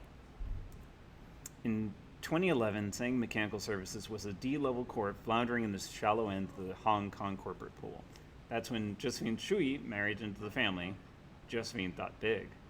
She conceived of a massive project that would catapult TMS into the big time, something she called the Prosperity Project. Prosperity? That's what Raymond was mumbling about. What is the Prosperity Project? Once upon a time in the 1900s, the walled city was a densely populated slum, something like 30,000 people crammed into 6.5 acres. Wait, I've heard this story before. It's a shithole, hell on earth, yada yada yada. That's today's walled city, the second walled city. The first walled city started life well enough over 100 years ago and lasted through both world wars and almost to the Awakening. It was torn down in 1994 when the government had finally had enough. It had become such a haven for criminals that the cops would only enter in large, well-armed groups. Sounds familiar. In 2021, Josephine Sang pronounced a proposed a vision for a new type of low-income housing project, the Prosperity Project, a self-contained, low-cost walking neighborhood for the poor, but on a grand scale. Prosperity Project would give Hong Kong's poor and the flood of refugees pouring into the country a place they could call their own. Excuse me. Something that felt more permanent than the sprawling tent city that spontaneously sprang up after the first walled city was demolished. The Prosperity Project would place a tent city and would be symbolically built on the site of the old walled city. Their slogan was, a place of dignity where prosperity begins. So, a ghetto. Yeah. The apartments weren't much bigger than the space you get in your average coffin motel, but they were built around plazas and marketplaces that contained goods and services catering to the poor. The government forgot the lessons of the last walled city. They loved the idea of containing the refugees and poor to only a few densely populated blocks, kept them out of public eye. Securing the contract catapulted Sang Mechanical Services' fortunes ahead. It eventually put Josephine Sang onto the executive council. That doesn't line up. How'd she get so powerful by building a slum? It's a very big slum. Apparently that was also the beginning of a series of lucrative building contracts that propelled TMS into the big time. So where's Raymond come into all this? Raymond Black doesn't come into it at all, but Edward Sang does. Is Raymond Black actually Edward Sang? You got it. Yeah, I know. I am curious to actually look up the walled city. I might look that up after stream. Unless someone else wants to just, like, post a link or something. Duncan's jaw drops open. What? No, come on. Raymond Black was actually Edward Sang, the only son of Josephine Sang and her late husband, Breakwater Sang. Edward was in charge of laying the groundwork for the walled city. Excavation and utilities, running the power lines, sewage, that kind of thing. I've always wondered where Raymond's money came from. Wait, this doesn't make any sense. Remember that massive great water leak that flooded the basement back in 48? Yeah, remember what happened to Miss Maloney? You mean her feet? Ugh. They swelled to like 3 times their normal size. Yeah, thanks for bringing back that memory. But think about it. Did Raymond have any idea how to fix it? No. Look up geographics. They do a history on it. Okay, will do. Thanks. Ray didn't know the first thing about sewer lines. He hired a small army of plumbers, probably paid him double what the job was worth to fix the thing, and it still took almost 2 months to get the leak under control. And Josephine put him in charge of the utilities. No wonder the walled city smells like that. I don't think Raymond had anything to do with the utilities in the walled city. So if this man was not in charge of the utilities for the project, what was he doing down there? I don't know. But Edward Zhang disappeared from the public eye shortly after Prosperity was completed, around 2031.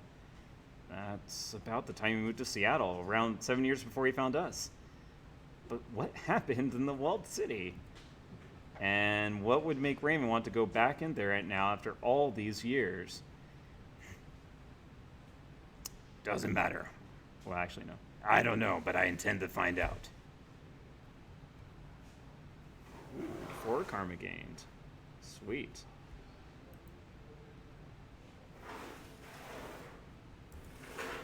Unread messages, out of town.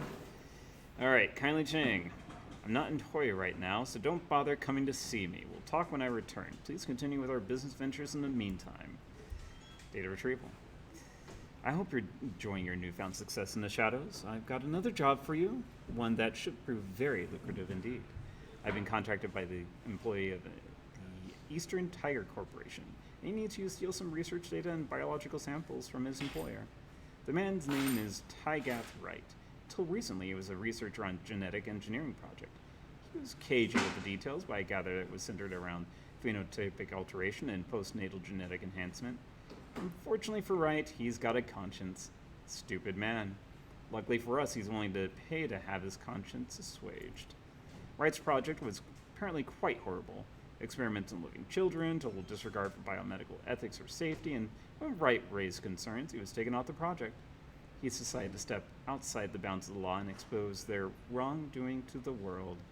The snag, you see, is that his wife and child live in Seoul. Not quite the heart of Eastern Tiger's power, but close enough. He's afraid that if he releases the information himself, he'll be taken prisoner and used as leverage. The idiot should have thought of that before, but that's not our problem. The samples and data are currently on an Eastern Tiger cargo ship, the MV Nalchi, sailing near Hong Kong on their way to Seoul. The storm slowed the ship down, so you don't have to go right away, but don't take too long. Once you have the data and the samples, you're to call Wright. I've attached his number. He'll give you the instructions on how he wants the information leaked. When you're ready, let me know. I'll arrange transit with Captain Jomo. He's a local Loho Jawa pirate and smuggler, but don't let that put you off. He's as good as they get, and he'll have you on that ship without incident. I'll let Captain Jomo know that you're ready. You can find him down the end of the pier my parlor is on. He'll handle everything from there on out. Oh, we don't need to look at any of those. Alright, jobs. Claim payment. Good work out there, kid. Here's the money I promised you. Alright, 1,000. Oh my god, what a joke. Alright, let's post this pay data for sale. Do we have any? Ooh, what do we get for this? Ooh, $7.92. Thank you very much. Alright. Oh my god. Okay, here we go. Here we go with the chattings. Typhoon stalled offshore. Update on Typhoon Nuasagi. Infrared images of the storm Ida wall transition are really quite stunning, by the way. Typhoon Usagi is stalled in the South China Sea and is now weakening after passing north of the Philippines. Strong wind and periodic very heavy rains will continue as Usagi's arms sweep across the region. For the moment, Usagi is resisting the wind, which is causing it to lose strength. Prevailing winds will probably ultimately drive Usagi ashore west of Macau as it struggles to remain over water. According to Dr. Lance Inaroki of the Imperial Japanese Meteorological Agency, Even the most awakened storms have difficulty delaying their landfall for more than a week once they are in the South China Sea. Usagi will still be a full-strength typhoon when it makes landfall, but its delay fortunately gives people in the storm path more time to repair.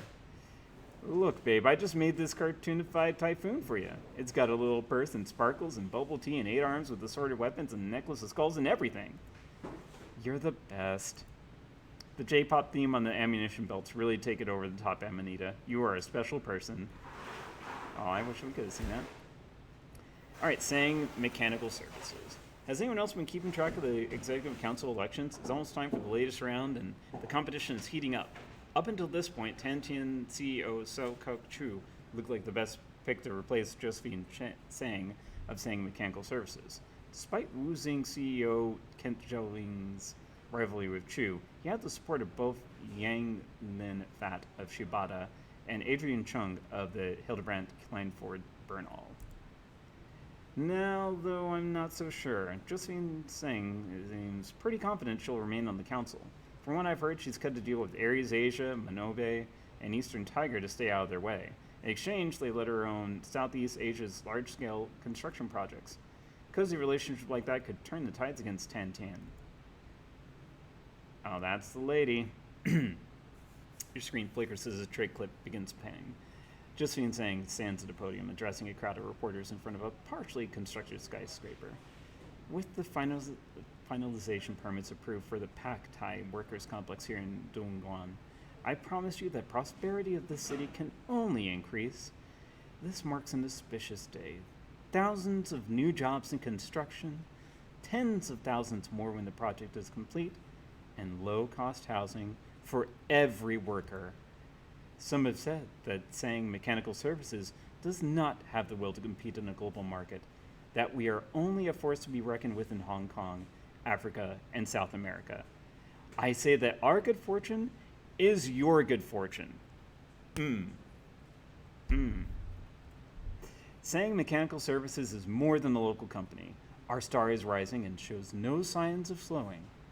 I ask the residents of Dongguan, who among you does not wish for a better life, a wealthier, happier life, one where your company is also your family and can protect you from the uncertainty of these trying times? We will give you that life. We will give you that protection and that certainty. What a load of utter bullshit, says Blue Shift. It may be crap, but the people in Dongguan ate it up. Idea of signing with a local company that isn't Baihu, and believe me, they count Tantian and Wuxing as foreign, was too much of a draw for them to pass on. I'm thinking that absent catastrophe, Josephine Sang will be on the executive council in the next few days. Why do they count Wuxing as foreign? Tantian, sure, but they're headquartered in Beijing, but Wuxing's just as native as Hong Kong as Sang is. Wuxing and the Canton Confederation have been at odds since 2015. Wuxing's made a habit of exploiting the people of Guangdong and using loopholes to shield themselves from taxation. What's more, Wuxing was the primary mover in founding the Free Enterprise Zone, permanently stopping the Confederation's design on Hong Kong. Sang took a different tactic. Josephine Sang started off by promising the Canton Confederation a very lucrative taxation agreement in exchange for a low-cost, long-term lease for their facilities in Dongguan. She sweetened the deal by treating them like family rather than adversaries. She's got the meeting out of her hand. Punk, metal, hardcore. Got a collection of over 10,000 albums of punk, hardcore, hardcore light, thrash metal, heavy metal, light metal, death metal, metal nouveau, sino-punk, synth-punk, cyber thrash, synthcore, Hong Kong ska, and triple umlaut bands like Umlaut. If there's an album you've been searching for, I might just have it. In return, I'm in search of any weird, obscure bands to add to my library. Let me know. Got any cybercore synth metal? As for what might interest you, I own the complete oeuvre of this German punk band, Messerkampf. Heard of them? Messerkampf? They're so mainstream. They're really big in the JIS. Really? Do they tour? Nah, man, I don't think so. Those Berlin anarchist bands never survived very long. Besides, I think they broke up a really long time ago. They're probably aging wage slaves now, and no idea that they're widely popular on the other side of the planet. That's kind of a teaser from Dragonfall. One of your teammates was the main singer for that band, and he's like, I don't sing anymore. Doesn't matter. Wonder what the poetry bot is up to? I don't know. Maybe they'll come back later. Yeah, I want to know hardcore light. I mean, just, yeah, lots of music. Anyways, looking for another decker. Looking for experienced decker for a discreet milk run, picking up a very special access card off a wage slave. Potential for a long-term arrangement. We're a team that's been together for years, running your basic heists and occasional transport gig. We've got a reliable fixer and a long list of happy clients. 1. You must not take experimental stims during runs. 2. You must not tamper with chemicals in secret labs. 3. You must have a good sense of humor. Knock, knock. You said a good sense of humor. It's a joke, see? At this point, we're actually more interested in hiring an experienced professional with a mature adult's impulse control. We've had some bad luck with our deckers lately. The last one had 2 left feet and couldn't seem to stop stumbling into containers full of volatile substances. Poor runs with Scissors 2056, although by looking at her name, I guess we should have known. So basically, you guys are desperate for a decker. Has anyone else contacted you? We can wait a little longer. Meet me. You guys are starting to get a bad rap, you know. Jinxed. We're all sunk. Learn to swim. As some of you know, I have a keen interest in urban planning, geophysics, and anything involving our eventual and inevitable destruction. Appended is a recent summary on rising sea level in Hong Kong. It expresses the issue well in lay terms. Freedom Cowboy, you complain my post titles are a bit sterile. How's this one? The Sinking of Hong Kong. The Joint Corporate Development Bureau has released a report on sea level rise in Hong Kong over the next 50 years. Since the year 2000, Hong Kong experienced 9 to 13 meters of water level rise, varying by location. That's intense. Geologists cite a combination of Antarctic ice melting, the natural sinking of Hong Kong's artificial fill shorefronts, and forced subsidence caused by massive urban construction. Or forced subsidence, sorry. Future of the city. Geologists predict a continued rise in water levels over the next 50 years, with slowing land subsidence being offset by the accelerating collapse of the Antarctic ice sheet. With up to 15 meters of subsidence expected over the next half-century, a large fraction of current Hong Kong will become submarine. Due to our population and small land base, abandonment of flooded land is no longer practical. Rigorous amphibious retrofitting of the city will need to continue.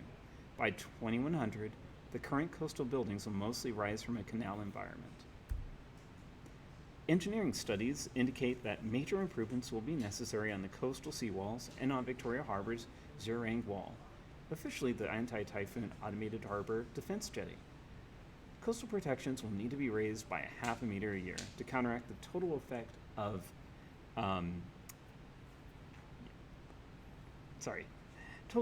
rising sea level and the worsening severity of super typhoons. The Development Bureau estimates this may cost 250 billion new yen over the next 5 decades. Climatic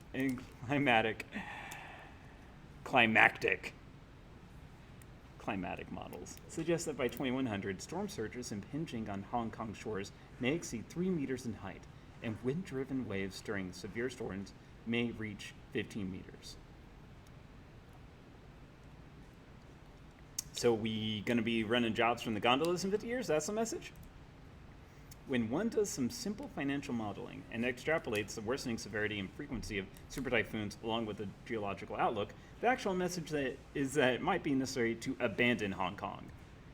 WP, I take it back. Keep your sterile titles. What's so endearing about you is that you talk about the grimmest things like an accountant. Double entry accrual accounting is an amazing system.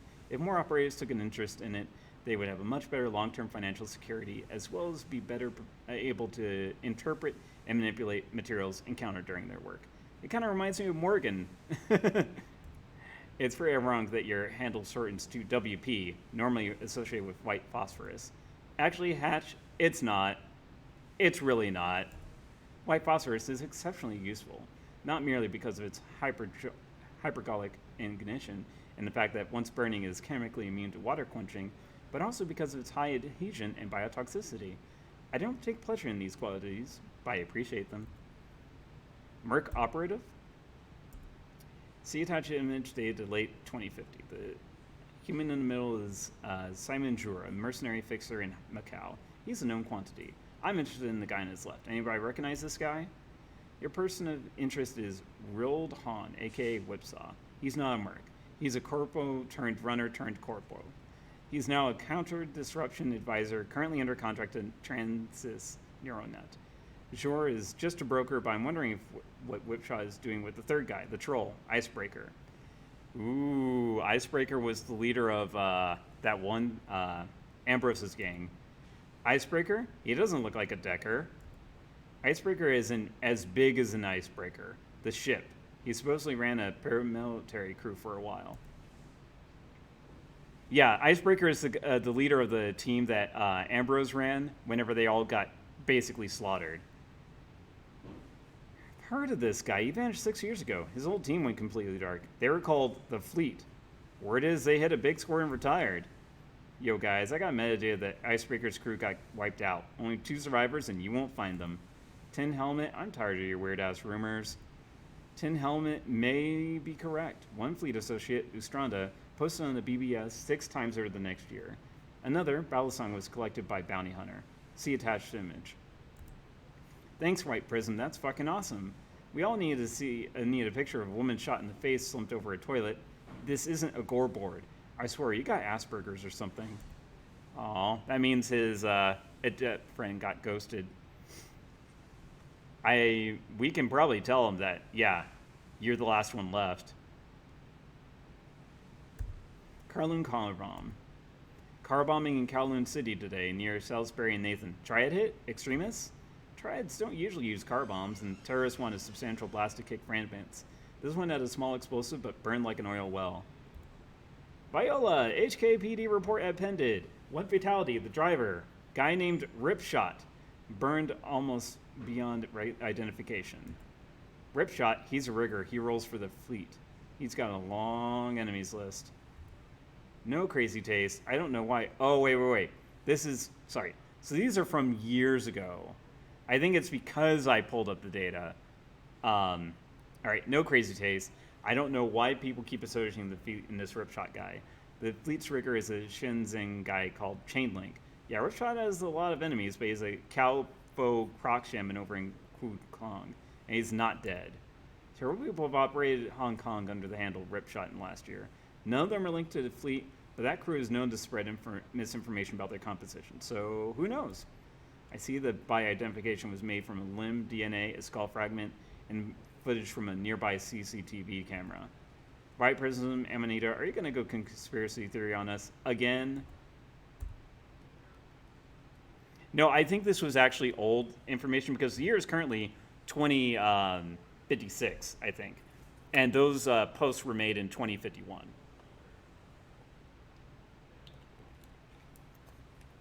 So I think because we talked with him, we were doing a search on the BBS, and it just gave us a little bit additional information about him. Okay, Ractor, can you attach this laser to your thing? Ractor's shop is curiously silent. As you step down onto the grated metal floor, the sound of your own footsteps reverberates through the echo chamber of the converted engine room. Welcome back, my friend. Is there something I can do for you? Any thoughts about that last run? I can enjoy a social gathering as well as anyone else, but our client and our targets were contemptible people. Tradio programs, soap operas, intellectually bankrupt, shattering sweet family dramas without an ounce of inventiveness behind them. This pap that these fools produce is a poison for the mind. He takes a drag on his cigarette, blows the smoke in a plume. At least we had the encounter with a vampire to make things interesting. Now what else would you have of me? Quiet night in the shop, huh? Yes, a quiet night. One best suited for contemplation, planning, and visions of the future. Care to pick up where we left off last time? His smile widens. Light gleams off strong, sharp teeth, lending him a predatory appearance. If you like, I must confess I have rather enjoyed our talks. It is good to have a sounding board to bounce ideas off of. Agreed. Our talks have been pleasant in an academic sense. Glad to hear we're on the same page. Takes a drag on his cigarette. I must confess, I sometimes forget how to interact with others. I am by nature a solitary creature. It is good to have a kindred spirit, someone who I can understand on the team. Koshei scuttles forward, mechanical pedipalps weaving. Its motions are as alien and charged with menace as they've ever been. Ractor glances at the machine and it takes a step back. He claps his hands together and rubs them briskly. So, my friend, you had questions for me. Go ahead and ask them, please. I'll answer whatever I can.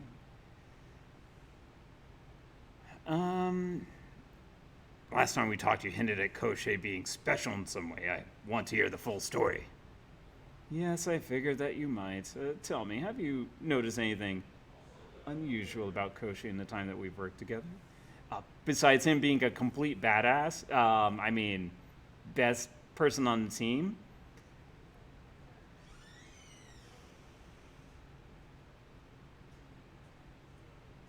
That's my man. My man.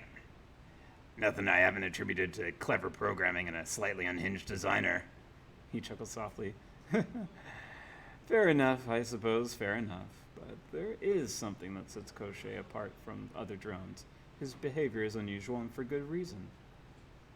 I'm waiting. The drone lowers itself, its killing leg splayed. Ractor looks at the drone, his head cocked.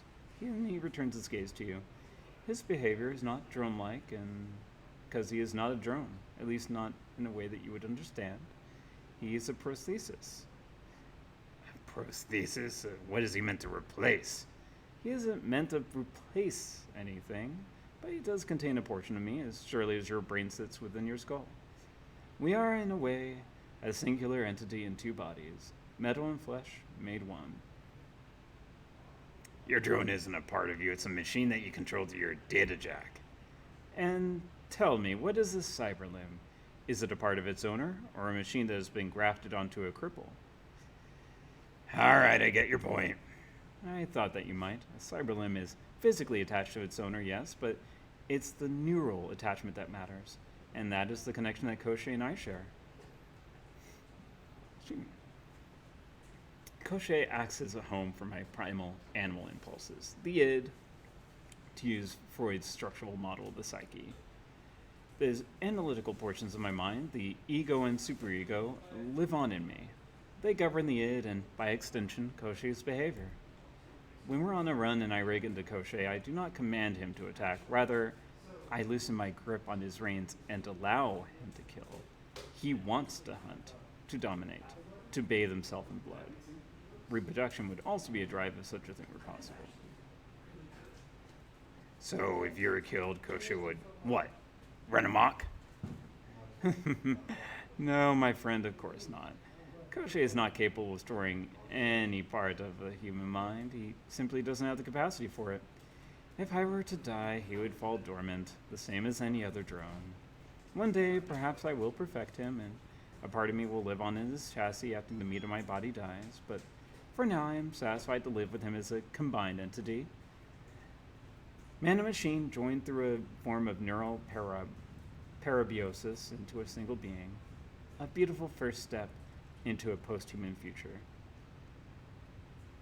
Pretty sure there's R34 of that. There's R34? I guess I don't get that.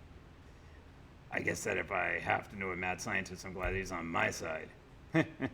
Well said, my friend, and the feeling is mutual.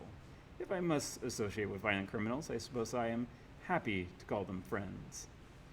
You said that you sometimes forget how to interact with other people? Oh, rule 3. Never mind. Okay, we got it. An idiosyncrasy of mine, I suppose. When I get lost in my own head, relating to others becomes difficult. It's nothing personal, just a quirk that I occasionally struggle to hide. You've been doing a pretty good job of it. You've always been friendly with me. But when you come down here, we talk about things that are relevant to my interests. That makes it easier. In any case, thank you. Your kindness is appreciated. Okay, so you've rigged your drone to act as a home to your most destructive impulses. If I gotta ask, why? As proof of concept primarily. There are other advantages, of course. I shouldn't have to explain the value of a combat drone that wants to kill. Okay. Tell me why you think we're gonna beat the essence limit. You hinted at it before, but I want to know. I could do that. I've already shared quite a lot with you, and you haven't run off screaming. A good sign, I should think. He studies your face, peering at you through the gloom. But tell me, Slane, are you certain that you want to know? Some secrets are less pleasant than others. You might prefer to leave this stone unturned.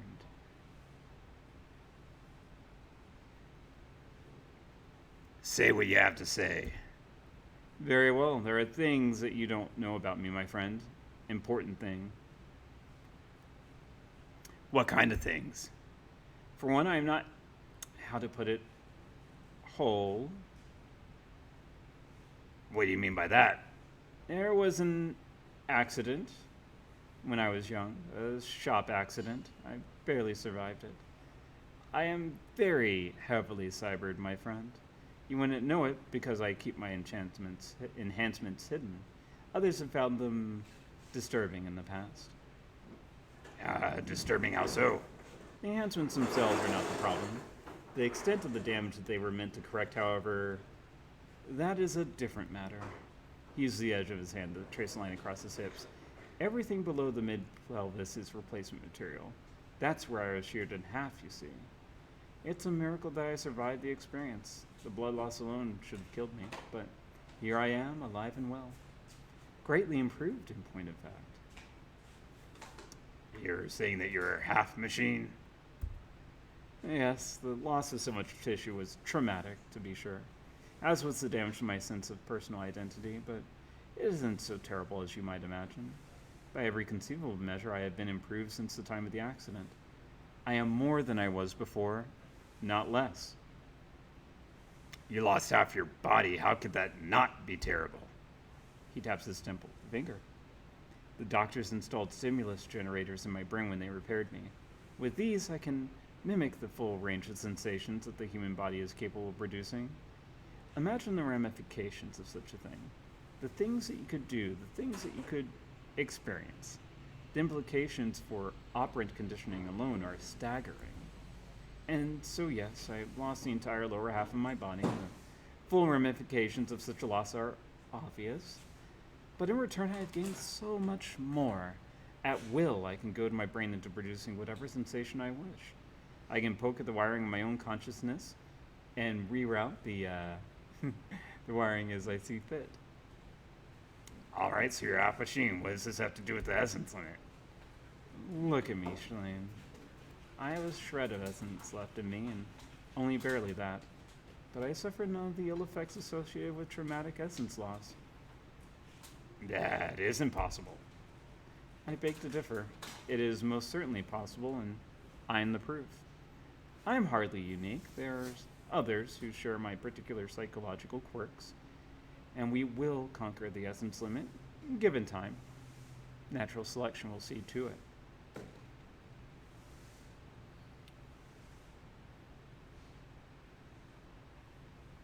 These stimulus generators that you've been implanted with, how do they work? The technology is rather akin to SimSense, but considerably more powerful and flexible. Most SimSense experiences, those found in BTL chips for example, are structured around basic narratives that provide their users with context. But if you strip away the veneer of escapist fantasy, what you have left is an extremely powerful toolkit. You mentioned operant conditioning before. Have you tried that? Reprogramming yourself? Oh, yes. In my position, wouldn't you? Quite a handing thing to be able to rewire the brain's responses to external stimulus. If you could make nutrient paste taste like seared foie gras, wouldn't you? And the devices have proven equally useful in curbing bad habits. I could be quite impulsive before the accident, but I have since taken steps to dissuade myself from rash action. All that being said, I must be careful not to overstep my bounds. Reprogramming the brain is a risky endeavor, however great the temptation might be. Have you heard of anyone else who's gotten these implants? I know of a handful of other recipients. From what I've heard, the others were all driven quite mad. To be under control over the inner workings of one's brain is a tremendous responsibility. Perhaps the others were less well equipped to handle it than I am.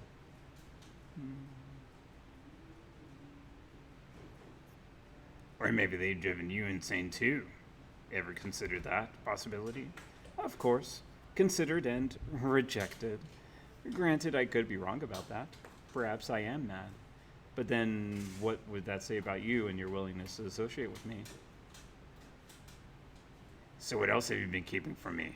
I know there's more to the story than this. There is, my friend, but nothing that I can't wait till tomorrow. You have a lot to process, I'm sure, and I would like the remainder of the evening to myself. But if you come back later, I will finish the tale. Bye-bye. All right. Let's see. Let's look in his box. All right. Let's take a look at this vial. Small vial is filled with a clear fluid with a small brownish gray worm floating inertly within. There's no label nor any markings on the cork to indicate what the worm is or why Gaichu has kept it. Gaichu, do you collect worms? He grunts, not bothering to look at you. Hemedista zelanica, the Japanese mountain leech. Okay, but why keep it? At this, he turns to face you and you see that he's grinning wickedly. Have you heard the story of Izanami and Izanagi? I actually have personally heard of it, mainly through my games of Shin Megami Tensei. But of course, Slane knows it because he's smart. You mean the Japanese creation myth? Yes, the same. Most Japanese know Izanami and Izanagi birthed 8 children, each one becoming an island in the archipelago. Far fewer know that these were not the pair's first child, however. The pair's first child was known as Hiruko, the leech child. It was deformed and disgusting, without limbs or bones. As a creature that sucked blood, it was a parasite and served no useful purpose, so they cast it into the sea. Some say that Hiruko became Ibizu, the god of luck and fishermen, but I believe that to be a later confusion.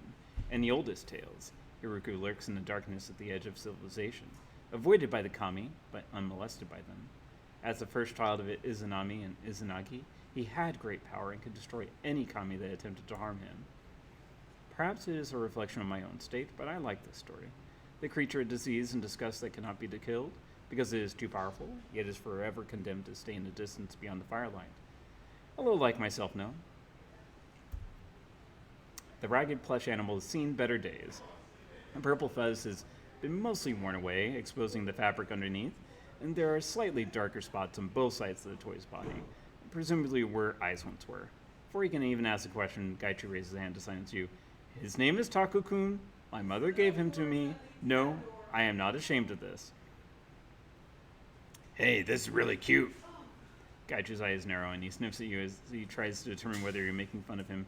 There is almost nothing in my life I have to remind me of my family. This is the thing I kept to serve that purpose. Okay, but why an octopus? Because I like octopi? He still seems uncertain whether he should be angry or not. An octopus is a clever creature. It knows how to conceal itself, how to open jars, escape from tanks. There are worse things than to be reborn as an octopus. I've always admired them for their talents. No one knows what an octopus is thinking when they look into its eye.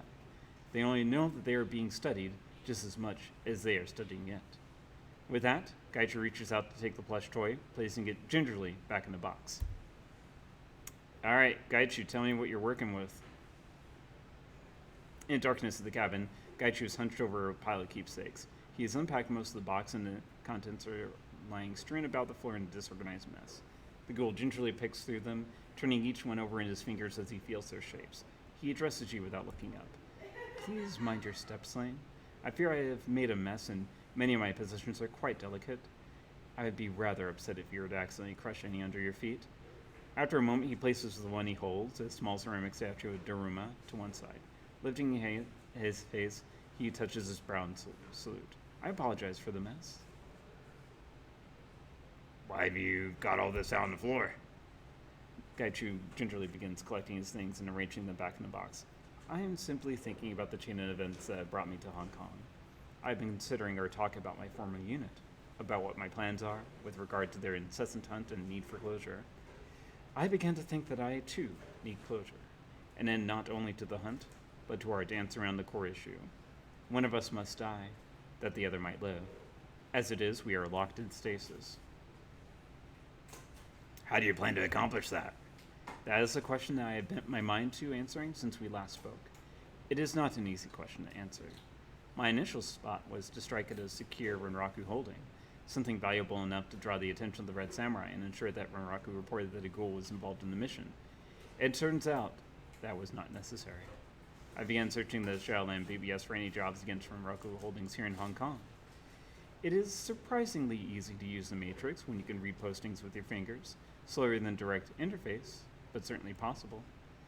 I also began to offer a reward for information on Red Samurai teams known to be in the city. A modest reward, nothing that would attach too much attention, but enough to keep people interested. Gaichu grins thinly, cradling his chin in one hand. This bore fruit. A Red Samurai team arrived here a short time ago, smaller than normal size. Sounds like it could be them. It is definitely them. Excuse me.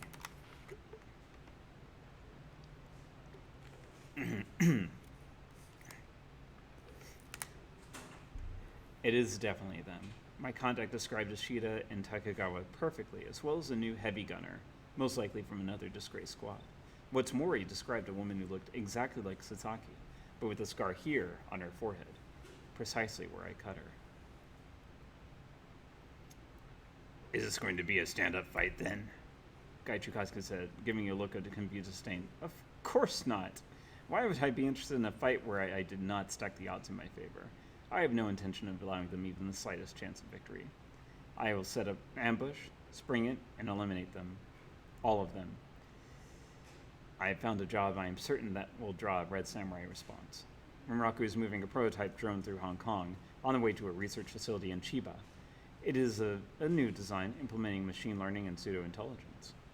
Something that advance would certainly attract a Red Samurai team, should someone attempt to steal it. Gaichu is a smart man. What if another team responds? That would be impossible. Red Samurai are stationed at research facilities, black laboratories, and other high security areas. Excuse me. Renraku has no such facilities in Hong Kong at the moment, as most of their holdings are of that type are in Taiwan. My former unit will be the only one close enough to respond to the threat. The Johnson for this run is a Renraku scientist escorting the drone. He wishes to leave Renraku's employ, but is unwilling to risk reprisals should he escape on his own. To put it simply, he wishes to make it look like he was killed during a robbery, hence why he wishes the experimental drone stolen. If there is no body, there will be no investigation into his whereabouts. So we can kill two birds with one stone. Precisely. I can rid myself of my pursuers, and he can be free of their yoke. While I owe this man no loyalty, I think I understand the sentiment. Besides, we will be receiving payment for a job. Let me ask you some questions about the room before I agree. Very well. What would you like to know? How do you know it's not a trap? A fair question, but one with a simple answer. Red Samurai are very risk-averse. Part of our training is to always put our lives online in defense of the company. Risking this drone in their quest for vengeance would be unthinkable. Gestures at a stack of chips laying nearby. I did my own digging. The shipping schedules line up perfectly to place the drone in Hong Kong, and Red Samurai would not have authority to fake such records unless ordered by their superiors. As I am the unit's private shame, this would not become a larger corporate matter. There's no profit in killing me for the company, only for the unit. How do you know the drone would rate a Red Samurai response? Before I was infected, we escorted and guarded similar projects in the drone division. While I'm unsure whether this one belongs to precisely the same research division, they're close enough to make Red Samurai involvement a certainty, in my opinion. Drone research is one of Renraku's main advantages over larger mega corporations. Ares controls military hardware, Seder has their heavy industry, but Renraku is the foremost drone development company in the world. No one even comes close. They will deploy Red Samurai to protect that advantage. Rely on that. Are you certain you can take them all in yourself?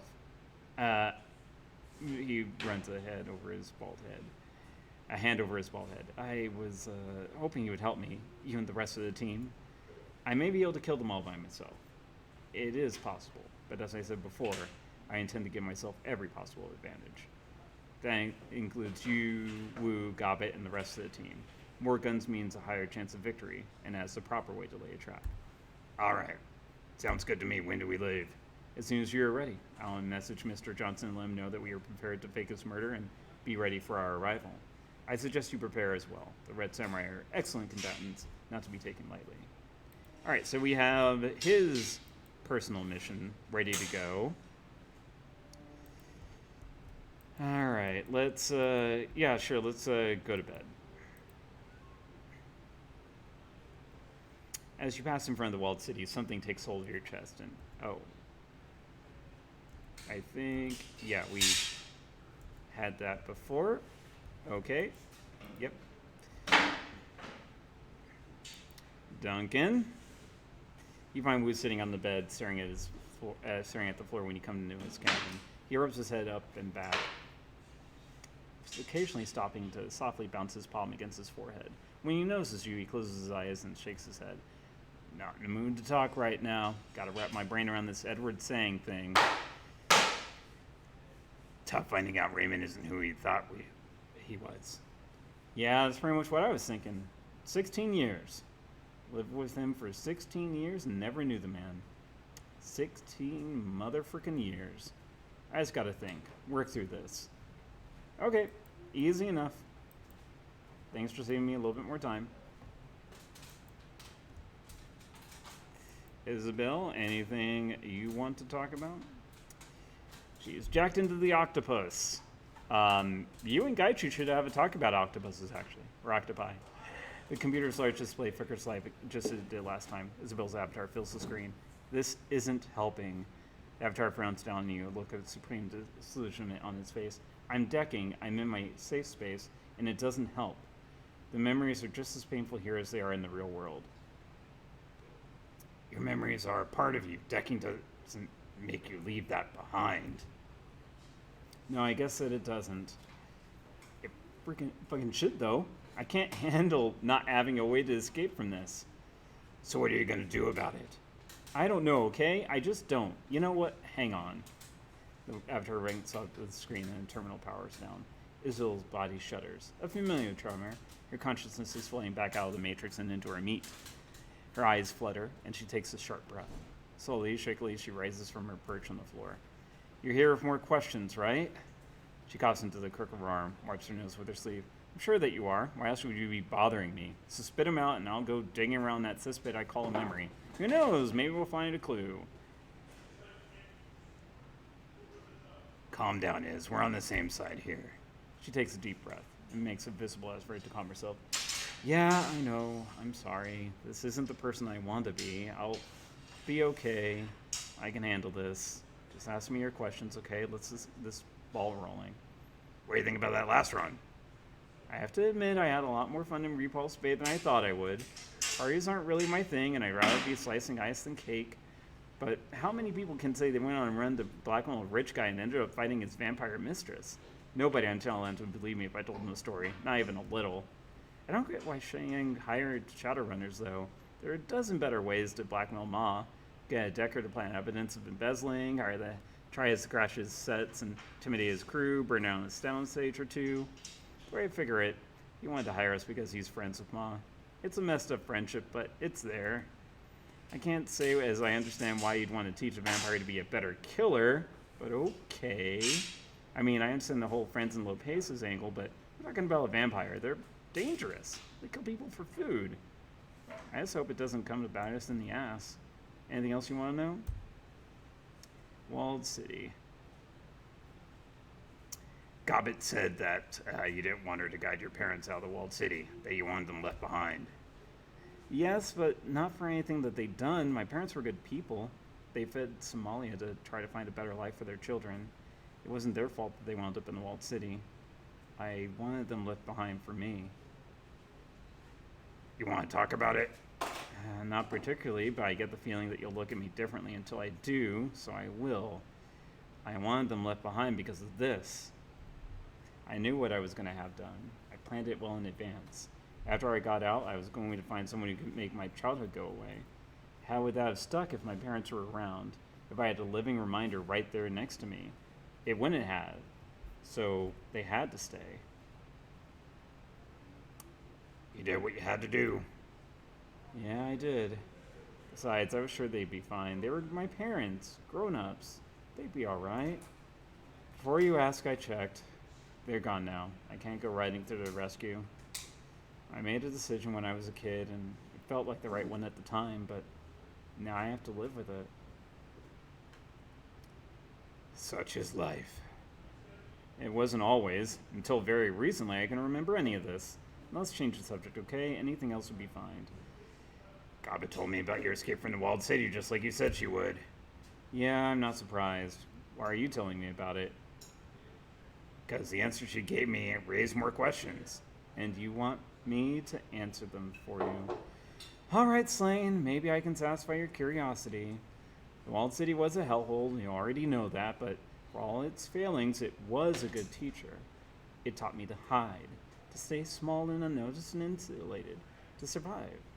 It taught me that the fish on the perimeter of the school get eaten, that sticking your neck out is a fool's errand, and that even fools can have their uses. It also taught me to recognize a stronger person when I met one, and how to use that strength for my own benefit. So when I met Gobbet, I knew that she had something I didn't.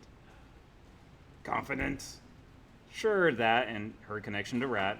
Everything about her, really. We were different people then, still are now. Differences were even more pronounced when we were kids. I find that hard to believe. You two are nothing alike. You're both Shadowrunners. That's something. When you look at me now, you're seeing an Isabel who's had years outside the walled city to fix herself, to adjust. I didn't have a lot of social skills when I was a kid. Living in survival mode, being in fight or flight all the time had an impact. I think that's why Gobbet was fascinated with me, how serious I was. She's nothing like that. Gobbet was playful and carefree.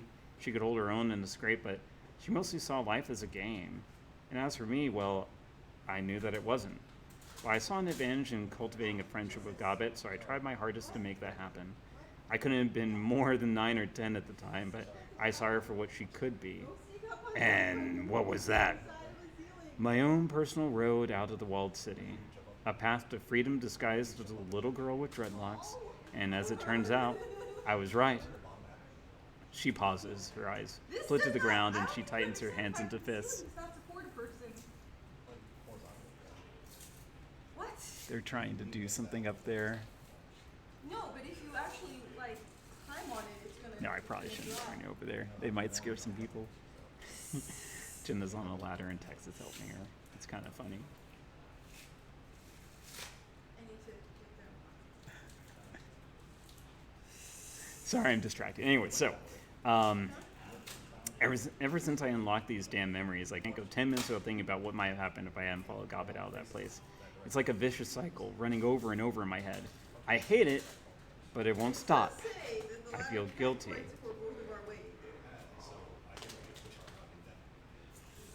You needed help and you took it. That's nothing to be ashamed of.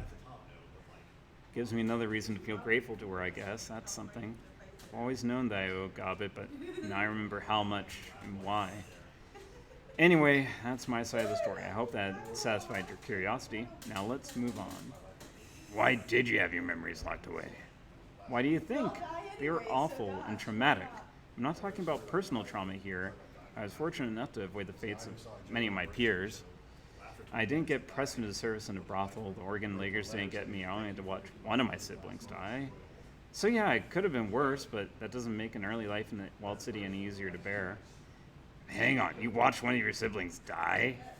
Yeah, my older brother, Cabdal, heroin overdose. He was 19, almost the same age that I am now. There are worse ways to go than ODing. Take comfort in that. Oh, I do, believe me. Cabdal got out easy compared to a lot of people who died in the walled city. At that time, I almost envied him. There's no violence. He wasn't taken by Oregon Lakers or gunned down by the Triads. He didn't get eaten by devil rats or die gasping from Vetus. He just put a spike in his arm, depressed the plunger, and stopped breathing. You could have done the same, but you didn't. You were stronger than that. I survived. I don't know if it's something to feel proud of. It's just what I did. I don't think any less of Cabdal for doing what he did. I don't even know if he did that on purpose, but his death was a lesson, and I did my best to learn from it. Everything that happened in my childhood was that. A lesson in disguise. Lessons about impermanence, the random cruelty of life. Lessons about what a huge mistake it is to get attached and how to prioritize your own survival no matter what.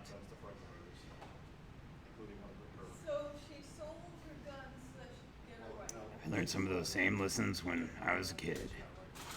I know. We all carry the same scars. You and me and Gunshow and Gobbet. Some run bigger and deeper than others, but we all got them. I don't want mine anymore. And that's enough of that. Ask me something else, Slane. I don't want to talk about this anymore. All right, then let's just go. Bye. Hey, Gobbet, any more lessons? As you enter Gobbet's cabin, two things grab your attention. First is Gobbet herself. She looks exhausted, bleary-eyed. The easy smile that you come to associate with her is nowhere to be seen.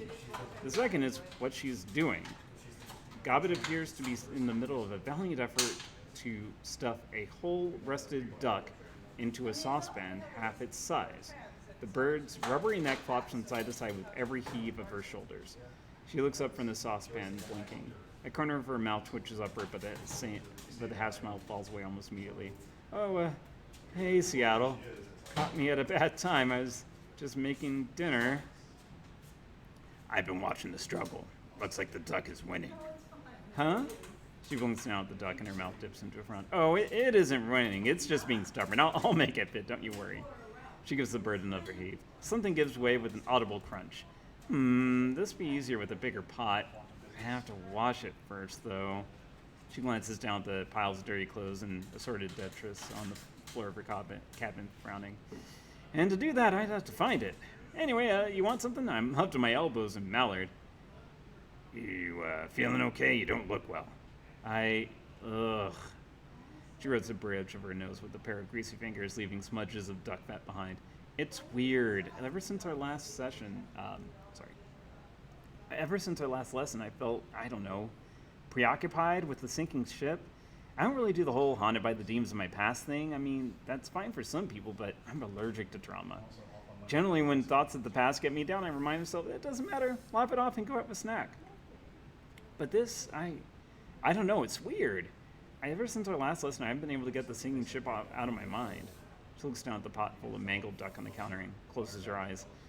I guess I'm just worried about Cat and Mal, which is weird because why would I be? I mean, I haven't spoken to them in years.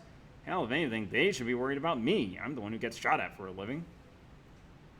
Maybe we should go check it out. Sinking ship isn't far, is it?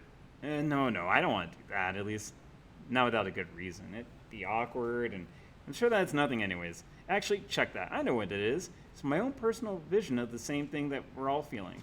The psychic sewage that's being dredged up in all of us by whatever's happening in the Wild City. I'm sure you've had some flashes of memory from the Barrens in your bad dreams, right? Images from your past come back to haunt you, but you aren't going to drop everything and go running back there because that'd be dumb. So tell me, why should I? Because the shipping stick is like 15 minutes from here. I can frickin' see it from our deck. Couldn't hurt to check. Look, I don't want to go back there if I don't have to. If thinking about the place is enough to mess with me like this, I don't want to know what being there will do, but I'll tell you what.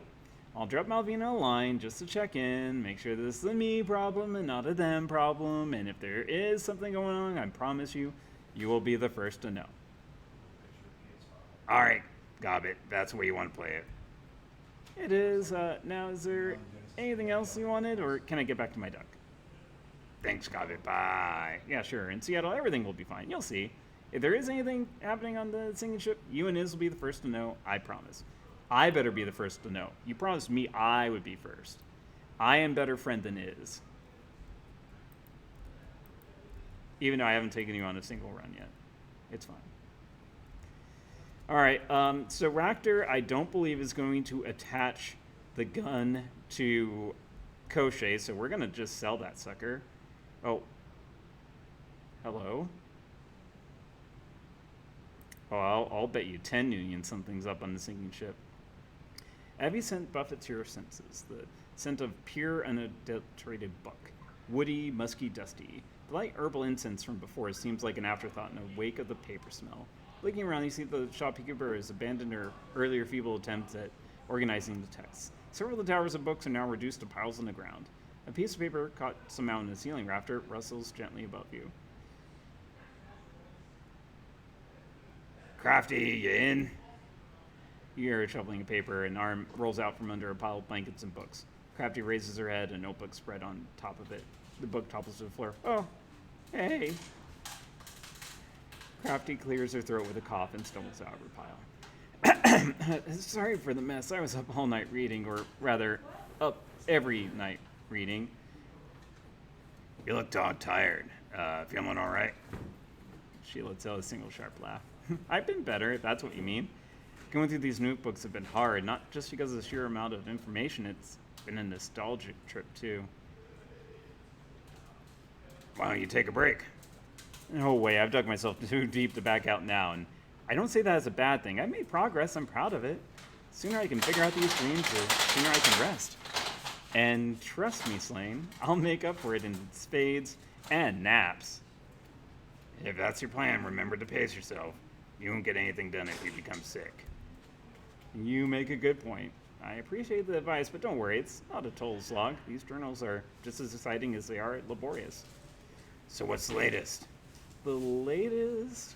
She walks over to a glass table and starts tossing books off it. As she digs through them, you realize the table's not actually a table, but a glass display case full of dried medicinal ingredients. Crafty withdraws a notebook from the pile, its binding unraveling, its pages holding on for dear life. Here we go, this one's loaded. The suspense is killing me. Got a couple of big finds. Mom's notes are a mess, so I boiled them down to the most important information. An exorcism and the Yama Kings. Where do you want to start? Exorcism. Do do do do do do do do do. Uh-oh, I'm gonna get Twitch copyrighted. She flips through the notebook and, after locating the right page, lays the book on the counter. Her index finger glides across the notes as she summarizes the contents. On one of Mom's trips to Walled City, she decided to check out an archway, an old crumbling relic that residents believe to be haunted. Mom wasn't sure about the hauntings, but upon entering the area, she immediately felt that it was a place of concentrated chi. I know someone who's mentioned that same arch. She's from the Walled City. Crafty looks up from the notebook. I believe that. It's a fairly prominent landmark. It seems that most people from the Walled City would at least have heard of it, if not seen it. What'd she say? Nothing good. Yeah, I'd have to agree with you there. At least from what my mother wrote, it was a seriously bad place. Go on. The chi wasn't like your standard run-of-the-mill energy. Even for the Walled City, this chi was exceptionally dark, and it all seemed to gravitate towards the art. So she did what any cook of her magic brand would try, a Taoist exorcism. Did something explode? You could say that. The exorcism failed and something happened to her. She broke. My mother had entered the city strong, confident, and capable, but when she left that day, it's hard to explain. It's as if the experience left her vulnerable to those base horrors within the Walled City. She grew paranoid and became frail of mind and body, a mere shadow of her former self. It's as if she witnessed something and it changed her. She became more obsessed than ever, and that's how I remember her now, as that broken woman. I'm not sure how this fits into our investigation, but if that sort of malevolence is coursing through the Walled City, it's no wonder the people who live there experience such terrible dreams. Tell me about Yama. She turns to a page marked with a red sticky note. She looks up to you. Tell me, how much do you know about the Yama Kings? Where's my academia etiquette? Come on now. I guess the closest is this. I've run across stories about them in my own research. Personally, I had only heard about the Yama Kings in fables and myths, things to scare children to sleep, to inspire awe. As you can guess, intimate knowledge about imaginary beings is largely non-existent, and here, we found the demons of the Walled City. Through my mother's excursions into the slum, she came to learn that its residents had their own unique Yama Kings, different from the traditional ones. The people there are segregated from the rest of Hong Kong. Over the time, they came to believe that their home was possessed by local demons. Makes sense considering the place is penchant for crime and disaster. Do their Yama Kings have names?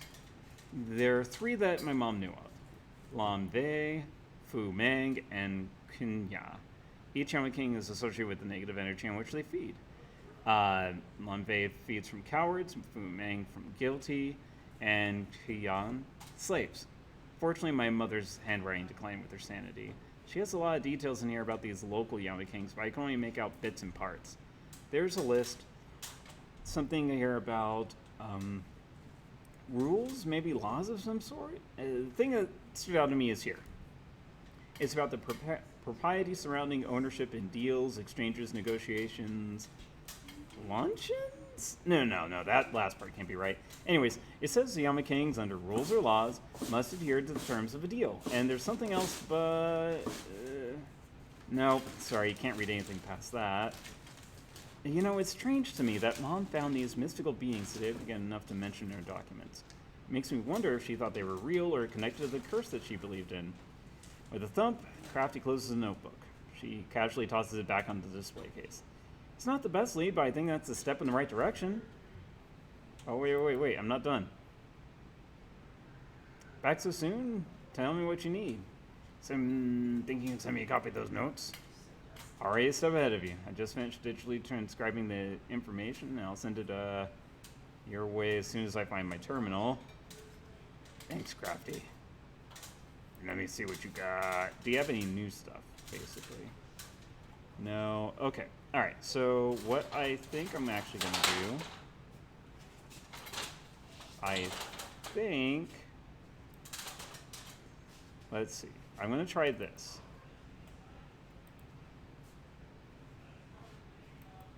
Buy that. Then I want to sell that. And then let me see this. Does this, yay! So that does count. So, okay. So what I did was I got the, so this item, I had been looking at it for a while. It increases our willpower and spellcasting by 1. So we don't need to put as many points into spellcasting now if we're just trying to meet these requirements. So that requires 7. So we need to put 1 in that. That also requires 7. So let's see.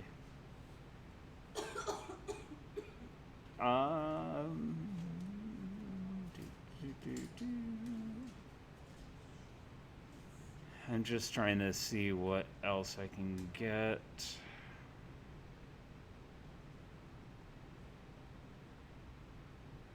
I mean, that seems good. Aim 3.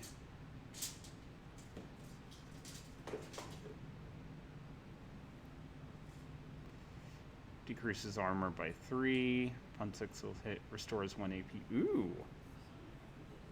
Yeah, I think I'll definitely take that. I mean, yeah, basically if it hits, then I get a free AD back, AP back. And it has a cooldown of 1, so I can do it once per turn. That's amazing. Also, there's no time limit on that. That says for 3 rounds. Yeah. Why would I don't see why I would ever want this one. Let's see. And I think most of these are the lesser versions. So, okay. All right. I have a little bit more money, but I think I just want to get that, and I'll save up for some of these other ones later. Okay. I have room for 2 more spells. Okay. All right. Bye-bye. So let's head to Chen and see what I can buy from them.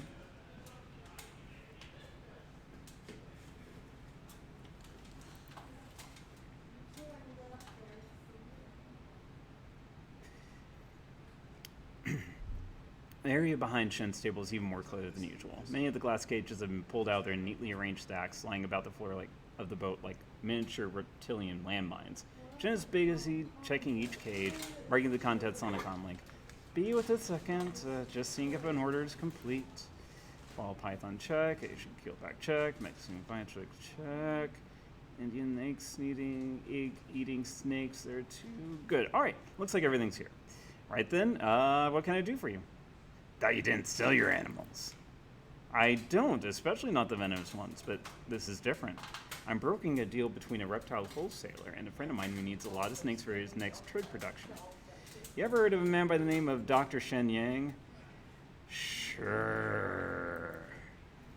Shen blinks, obviously surprised by this news. Well, how about that? I knew that dirty little dwarf got around, but didn't think he'd hire freelancers to handle something I could. You must be familiar with what a weird little bastard he is then. So these snakes are for his next Trid movie. I think he's calling it Martian Snake Witches of the Fourth Reich. Some terrible science fiction movie about time-traveling wizards from the future. God knows where he gets the funding for these ideas. They sure don't sell for crap. This one time, he wanted to make a Trid show starring me, White Ming, and the rest of our crew. It's going to be about daily life in a triad, but he wanted to make it a sitcom. I don't really know what's so comedic about extortion, racketeering, and assault, but that's his strange little brain for you. Alright, what weapons you got?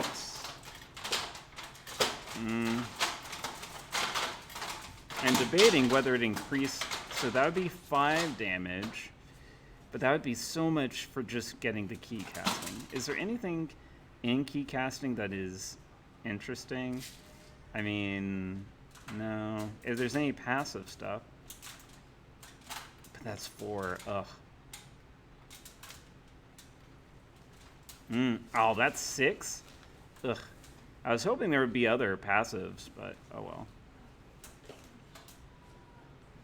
Oh, that's 5, dang it. This is 2, though.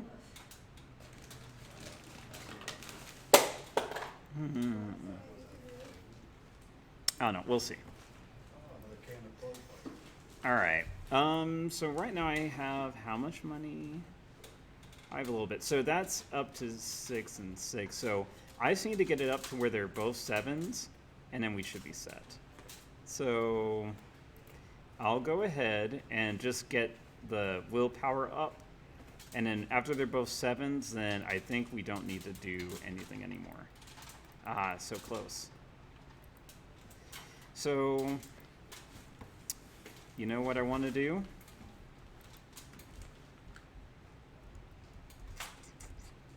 Let's go complete Gaichu's mission. That shouldn't be a long one. All we have to do is take out that red samurai team. Hopefully you all are up for that as well. And if not, you can catch up later. Alright. Let's do this one. Alright, so we have to take Gaichu, of course. And then, of course, yeah. I mean, there's no reason not to take anyone else at this point. Alright, let's do it. Hey, awesome.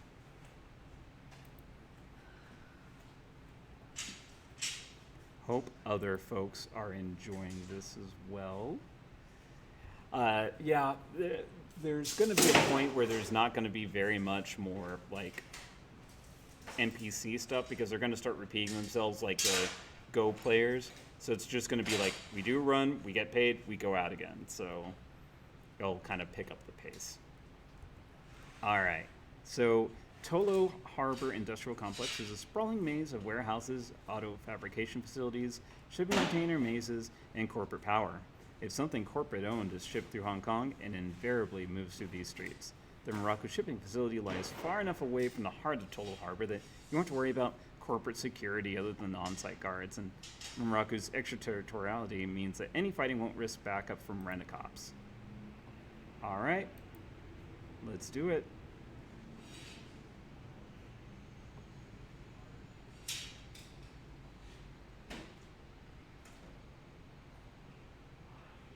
As you exit the MTR and step onto the Tolo Harbor streets, you're blessedly spared from rain. An ebb in the constant monsoon combined with the sweltering heat has left the concrete and your body blessedly free of moisture. Gaichu casts a glance at you and nods in satisfaction. This is the facility. Past that fence is the warehouse and test laboratories. Ishida and his team should arrive mere minutes after you breach their defenses. Shouldn't we try that? This sounds good to me. What kind of initial opposition will we face? Well, the Red Samurai provide a good backup team. There are too few of them to mount a standing guard. That means we'll be facing standard Rinraku security forces. Jenna's breaking things. This means we'll be facing standard Rinraku security forces. While they're not as potent as better equipped security, Knight Errant for instance, they are still skilled at combatants. Isabel puts a fist on one hip. looking up at Gaichu. So these guys aren't as potent in meat space as their Matrix counterparts. Securitech International is nothing to scoff at. They're generally guarding pretty heavy-duty hosts. No, they're not as well equipped or trained as their Securitech brethren. Still, they carry a variety of assault weapons and wear heavy armor. They are above average opponents, so it would behoove you not to underestimate them. Okay, well. Let's see. I guess we gotta go that way. Gaichu must survive. Understood.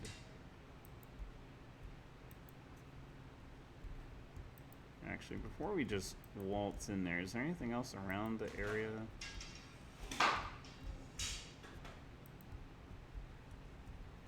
Ooh, medical supplies. We'll need to get those. Oh, what? Oh, there's guys over there. I'm just double checking if there's anything else that we could use before we do anything. Okay. Looks like not.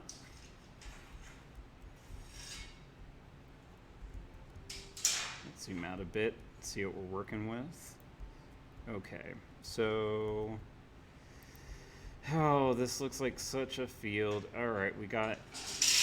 Ooh, gosh, these guys are a little bit tougher than normal. Hostile spotted, I agree. But we got these barrels. I hope I can get a little bit closer. Alright, and that's probably about as close as I'm gonna get, so let's do it. Alright.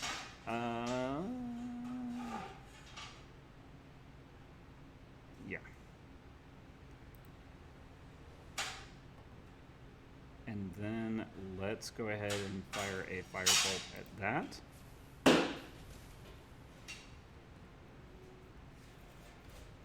What? Oh, next turn I will get a Foki. Okay, well, it's a good thing I didn't stand out in the open. Okay. Ooh, what's that? Coup de grace? Ooh, plus 100% damage, or 100 damage, 10%. It only hits stun targets. So, yep. Let's go into metal. And let's do that.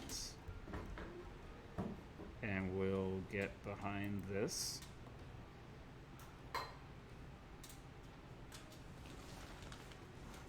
Okay, Isabel will crouch behind that. Let me see, is there another barrel that they're by?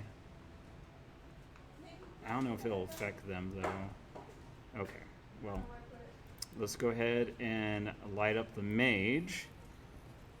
Sweet. Alright. Koshe unleashed. Ractor overclock by 2. Alright, let's get Koshe out in front. So hopefully he'll take some hits. Let's see. So he still has 2. Meaning I could do this. I don't... Yeah, I know he has quite a bit of hit points left. So let's see about a headshot here. Sweet. And then a regular shot should do it. Just... Okay, just... Yeah. You know, I almost feel Koshe is easy mode. Wow, what a hit. Okay, well, let's see. Let's get him in there first.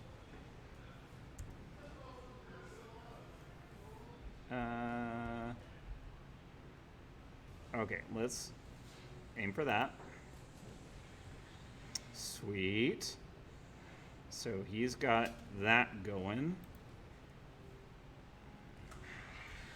Let's get the captain. I think he's going to be our next most dangerous target. All right, let's get...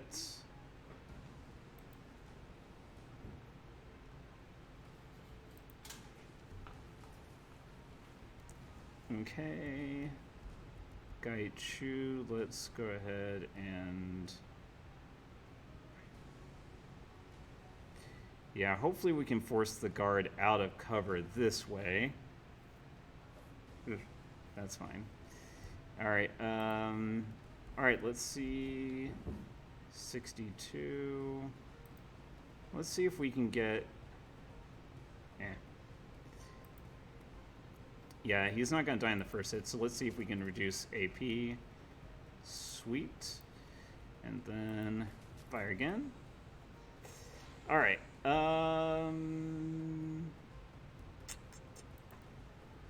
Let's see.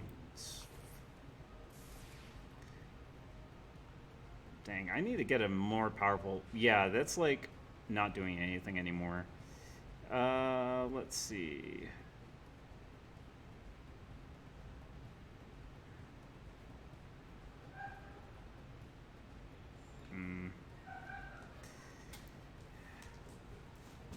Let's get him some accuracy.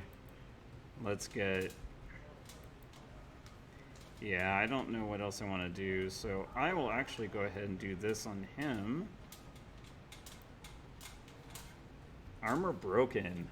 That's a really insane ability, I feel like. Oof. Why are you firing at me all the way over there? There's this guy right here who will end you.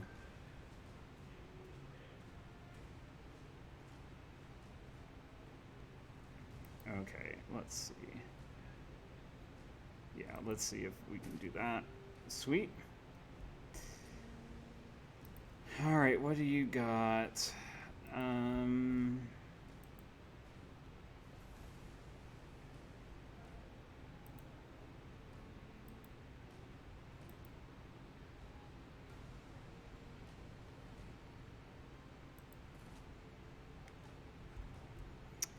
Dear Mother of Lords, this Koshe is just the freaking best. Alright, so let's heal my wounds. And then we'll get behind more substantial cover, I believe. Oh gosh, I hate how sometimes this happens. Alright, there.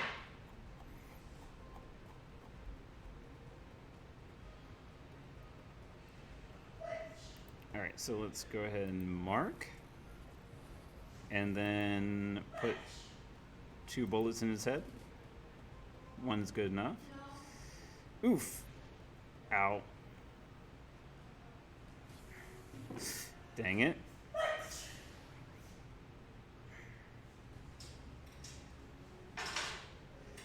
Wow. I'm surprised I did not completely black out from that. Let's see, so that's 85 to 88. Let's just do that. And then let's aim and do that here.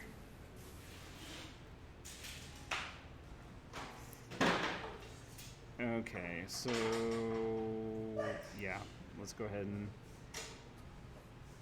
Oof, good job, Guy Chu.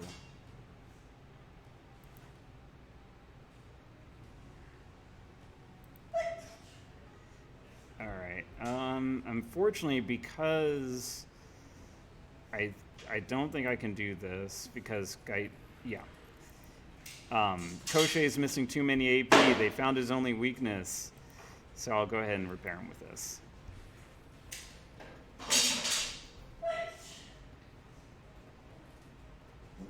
Running away, eh? Gaichu, you want to finish it? I think this is the last guy left.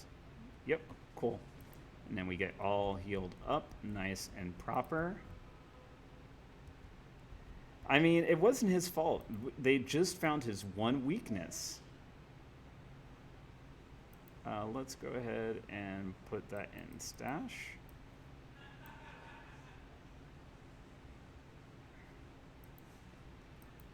Actually, wait a second.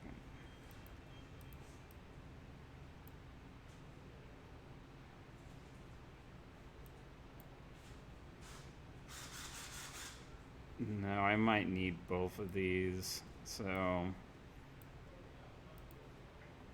I just need to remember I actually have drugs that I can use. Oh, maintenance panel. Well, Isabel, let's open this jar of pickles.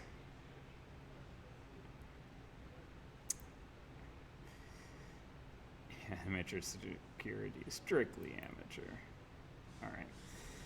Your crumbling screen springs to life, and you're suddenly viewing what must be the interior of the facility. Two Ramraku security officers are clustered around a wall panel that appears to be malfunctioning. This thing's been giving me trouble all week. The gas pressure control circuit's running 55 amps running at 100,000 volts. Anytime there's a glitch in the system, it shorts out. Don't know what to tell you, I ain't a mechanic. Ractor, want to blow up this jar of pickles? No problem. Give me one moment, and there we have it. The panel explodes in a shower of pressurized gas and sparks, searing armor and burning exposed flesh. I think that's all we can do. Alright. Get a little bit of something going.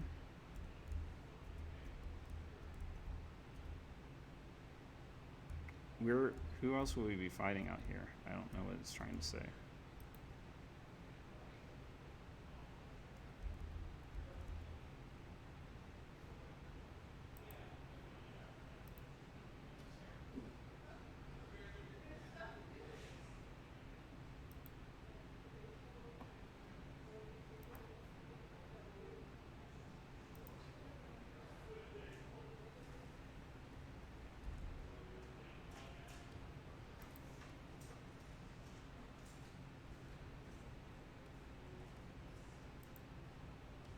Alright, let's see if we can get Isabel to mark this one. And then we can have him in his heaven stance, hopefully break him. Yeah, oh well. Reactor, do your one job. Support Koshé. Alright, Koshé. Do what you do best. Okay, if you want to do something, what you could do is you could. Alright, let's go ahead and... I don't want to use those yet. Let's go ahead and see if we can crit this guy. Dead. Let's see if we can get that aim chance a little bit higher, though. Oh my gosh. Fine. Can we at least cripple him so he doesn't do anything silly? There we go. Wow. Kind of impressed. Is there another enemy somewhere? It said there were 3.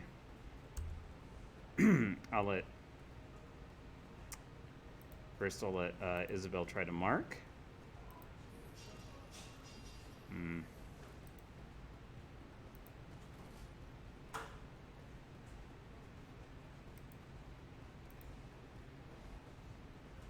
Alright, armor is broken. Let's go ahead and cast that.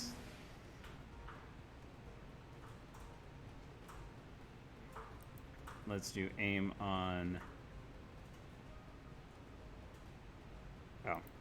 I don't think I need to give the camera extra aim. Alright, so let's go slicey. I don't know where the other guys are, though.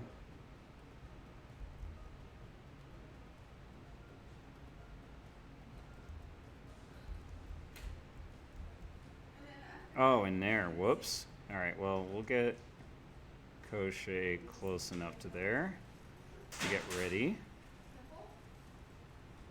Alright, and then we don't want everyone grouped up, so we'll go there.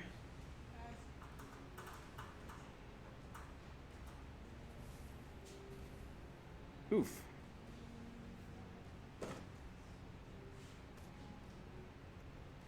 Sweet. Okay, so let's say probably not affecting the mage, but we can probably get him.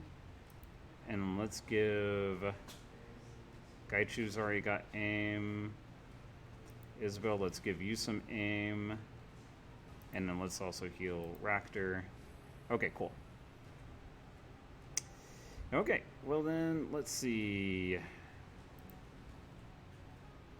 Actually, before we do that, let's get... Alright. And so low percentages, but okay. Let's see what we can do with this. Alright, and then, yeah, let's go ahead and try to cap. That's decent enough. Alright, let's go metal stance, and then... Yeah, you're going to be out in the open for a bit, and there might be more coming, so,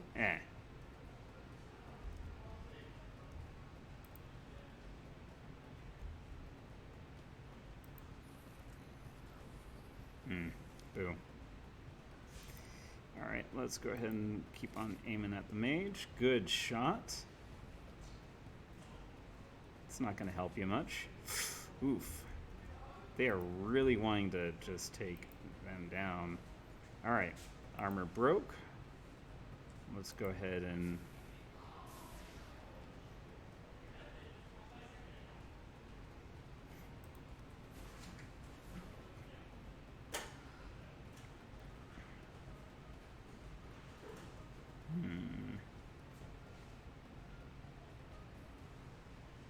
Strike the anvil. Let's see this. Let's see this. Alright. Let's see if we can mark the target. And 13 hit points. Sweet.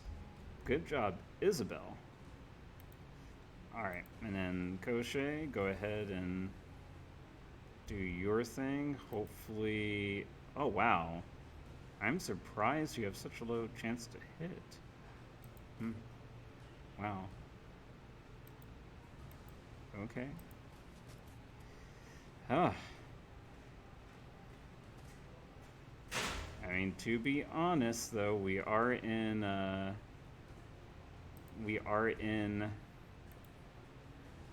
Gaichu's forte. I think he is the last one, though, to be honest. So let's see. Oh my gosh. Okay, good. Alright. That could have been worse. Could have been worse. Alright, let's see. Before we open the door, I just want to scout. See if there's any other quarantine terminal event. Elevator. So, alright, let's go ahead and just open this door. Oh gosh. Okay, let's not talk to you yet. I have a feeling you're the person we're supposed to get.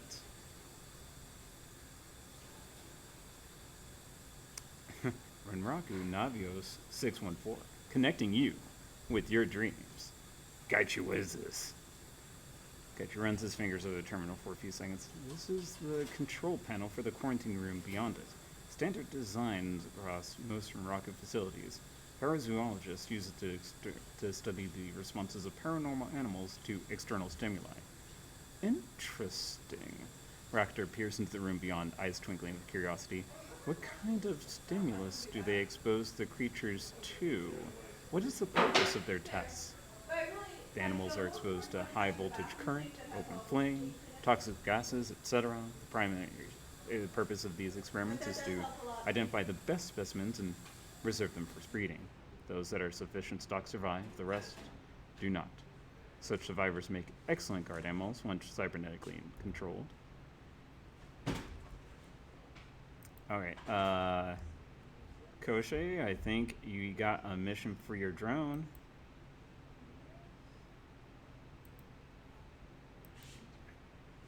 Seriously, what would we be doing? What would life be without Koshe? I don't want to know the answer to that question. It was a hypothetical.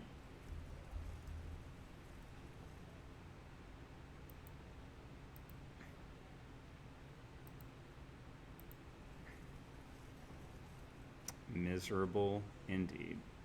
Okay. Medical supplies. Maybe another advanced medikit? Yeah. Alright. Golly, I guess I'll take that. I'll just put it in the stash for now and know that I'll be able to use it for later. I never like them. It's like I don't know when I'm going to get hurt. I don't want to try to predict regenerating future wounds, as it were. Okay, well, let's talk to our person. As you barge into the office, the lone scientist within leaps back to cover against the desk he was working at. Don't hurt me, please! A split second later, the scientist stands up upright. His expression of profound shock spreads across his face, and he takes an involuntary half step towards Gaichu. Wait, it's you, Saru! The man's amazement is apparent in his voice, which barely rises as a whisper. Renraku management said you were dead, but I knew they were lying. But I didn't expect that you would be the one to answer my request. This is a good omen, my friend. Gaichu in return seems just as surprised as the Renraku employee. Indeed, you were lied to. The shame the Red Samurai suffered due to their inability to kill me is undoubtedly something they wish to hide. I am glad to see that you are well, but I am no longer Saru. That codename is long gone. I am now Gaichu. You know this man, Gaichu? Yes, his name is Tenjiro Sasaki, a senior researcher, and he has served Renraku for more than a decade. Gaichu smiles faintly and waves a hand towards him. Do you recall how I said I guarded similar facilities? They were usually in service of protecting Tenjiro's projects. Tenjiro is slowly relaxing, although the tremors in his hands indicate that adrenaline is still thick in his blood. It's true, and believe me, I can help you with what you're here for.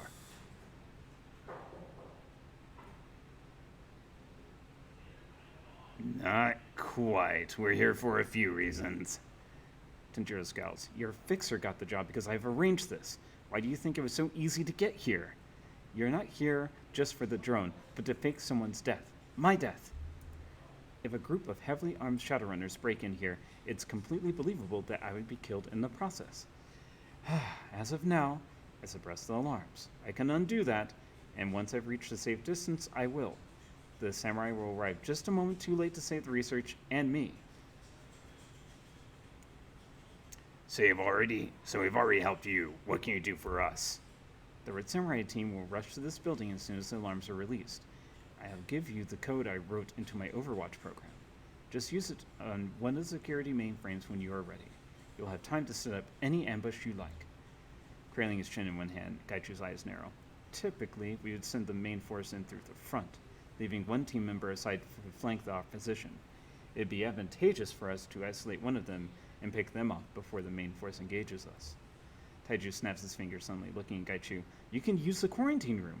It can be programmed to destroy contaminants or apply lethal amounts of electricity. Regardless of which you pick, it should certainly kill anyone attempting to pass through it. Yes, that could work. Gaichu nods to you, his expression bright.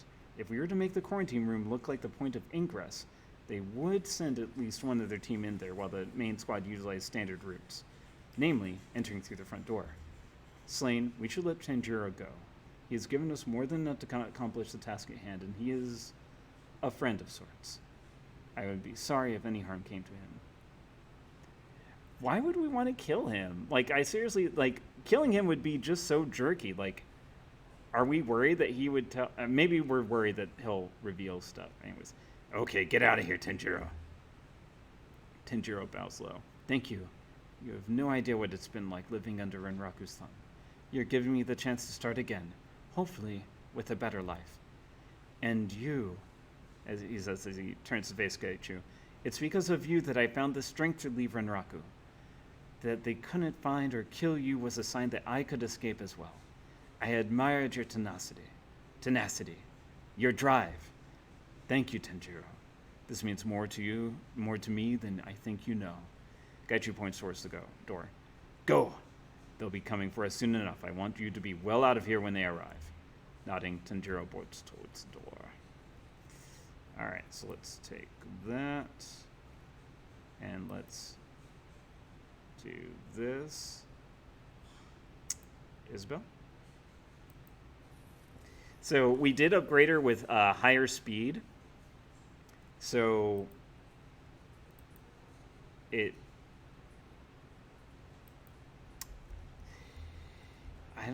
what is this? So I have to get over there. So that's going in a square.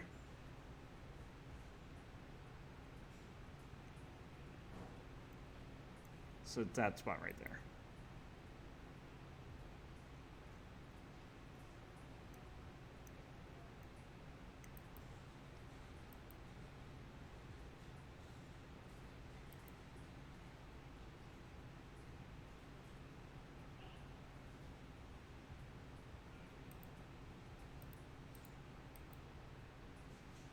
Okay, that's the first part done.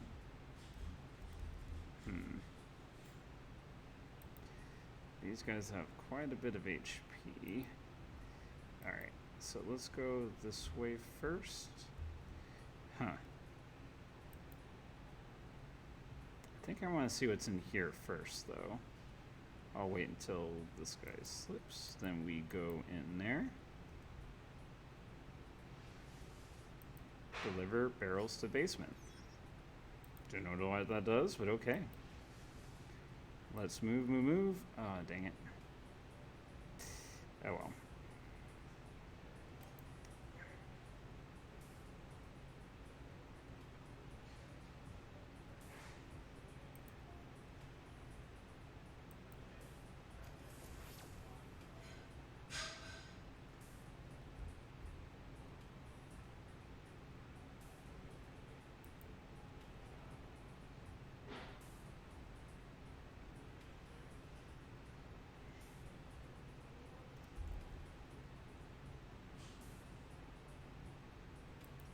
Okay, yeah, we'll just go out. Okay. So I think this is a safe spot over here. We'll wait for them to do their circuit again. I think we'll need to wait one more time based on how slow that guy's going and how fast those guys are going. Maybe one more. No, I think we're good. Okay. So, all right.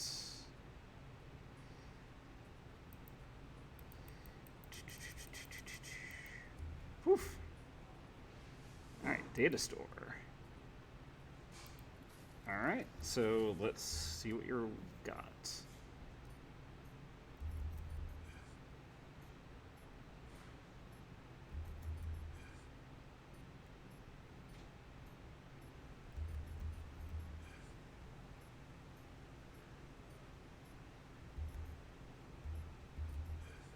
Okay, yeah, I was starting to forget stuff there.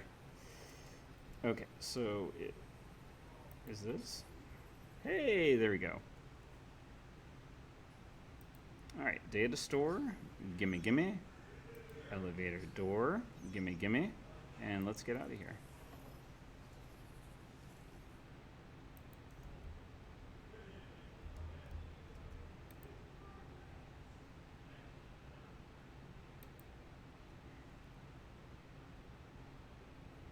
If we bait the quarantine room, one of the team members will move through it to flank us. Since Stengiro's program gives us access to the comm channels, we can choose who to draw in.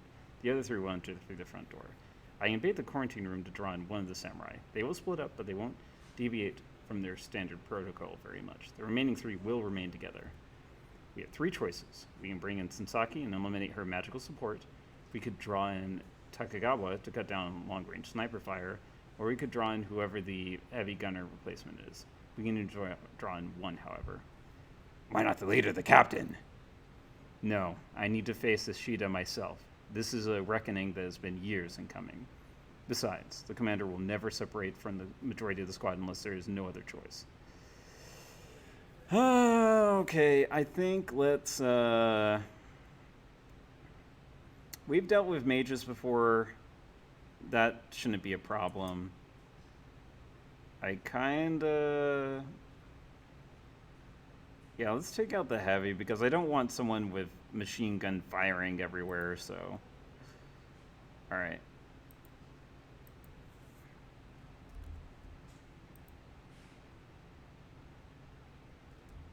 Okay, I just want to make sure. Are we all at pretty much full hit points? Yeah, okay. Alright, let's signal. Alright, Gaichu, your friends are inbound. Gaichu licks his lips in anticipation. Now they will learn what it is to face me in true combat. No more running, no more hiding. Tonight, we end this for good.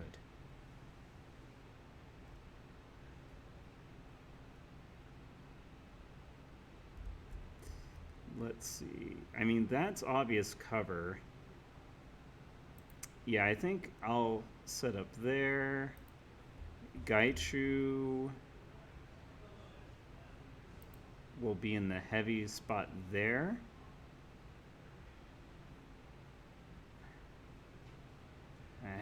Let's see. I have a couple rounds to decide.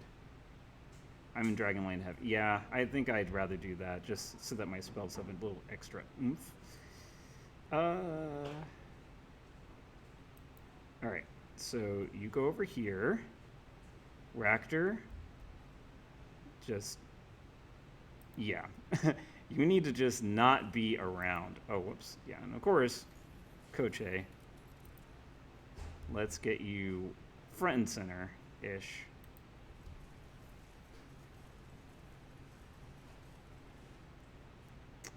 Alright, so let's aim bot Gaichu. I'm okay with that. Aim bot myself. Okay.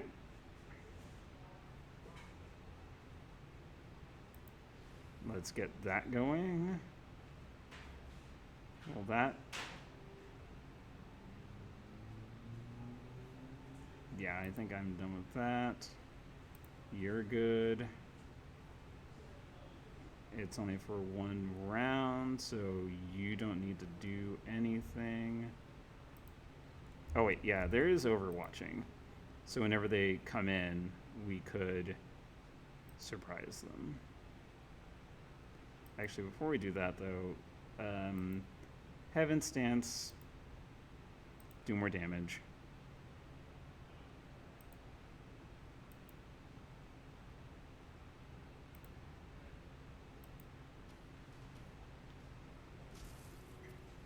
Bye-bye.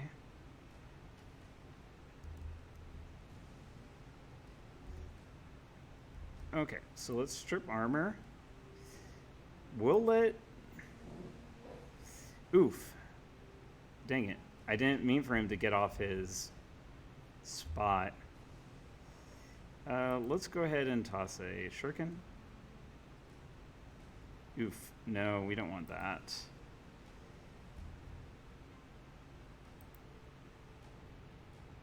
Oh, wait. Oh, Takagawa's in there. Okay, well, we'll deal with that as it comes to. Okay, does Koshei have a shot? Yeah, he does. All right, we'll just do 1, 2.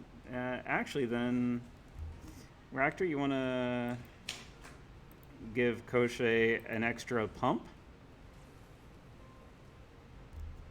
All right, let's make sure to do headshot. Well, all right, mage is down. Oof.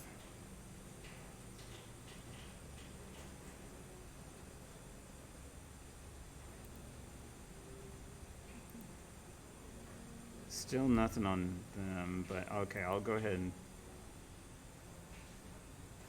and then let's heal up Gaichu. All right, Gaichu, we're gonna leave you to it. Good luck. Oh, actually, okay. We'll do this because it is... We'll at least make it easier. But yeah, we won't interfere with your one-on-one combat. Go for it. Sweet.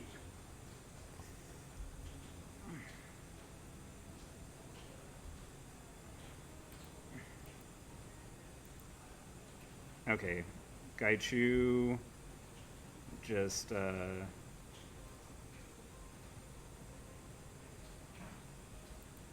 yeah, we'll bring him back there.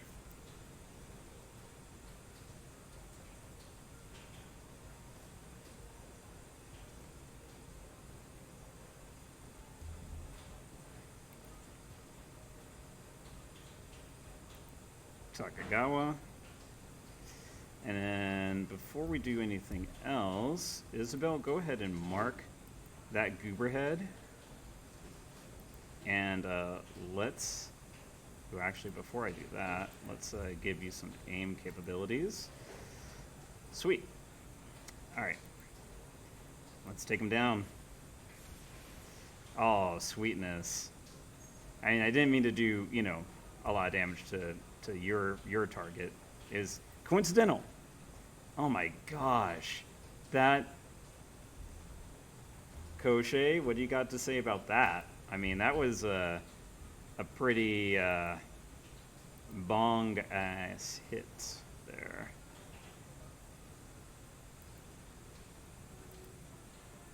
Aim it. Well, that's that. All right, it's a Gaichu, you and Ishida.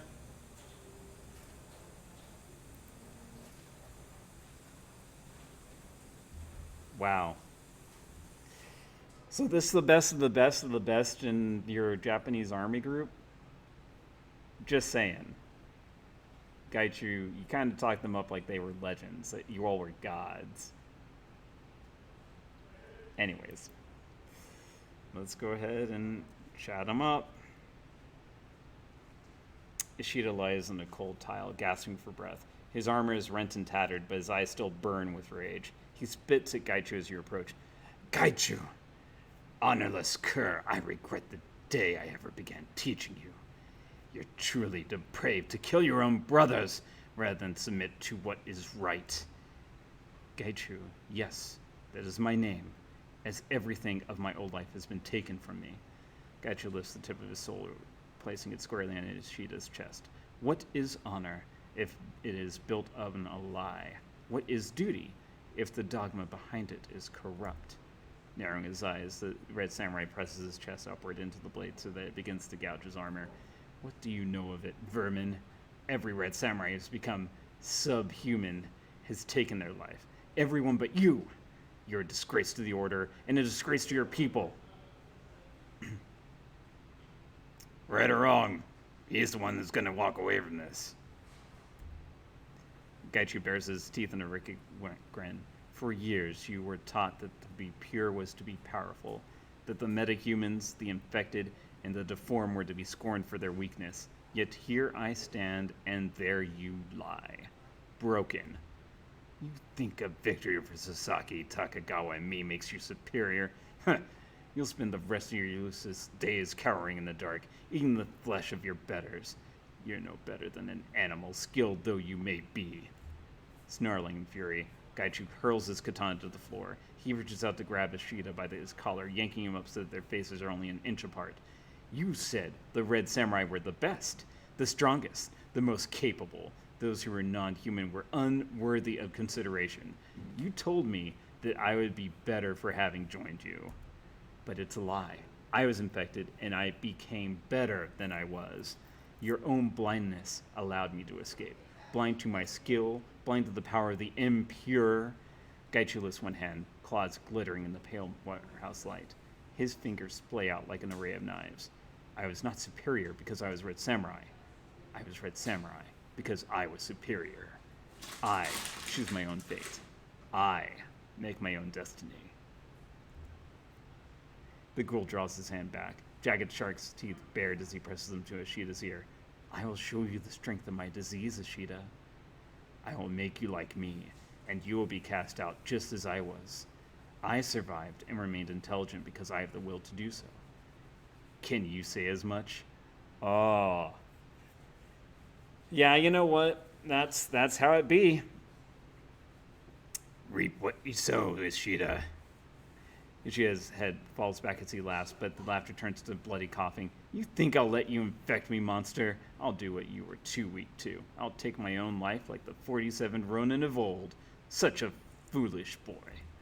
Foolish? You underestimate me, old man.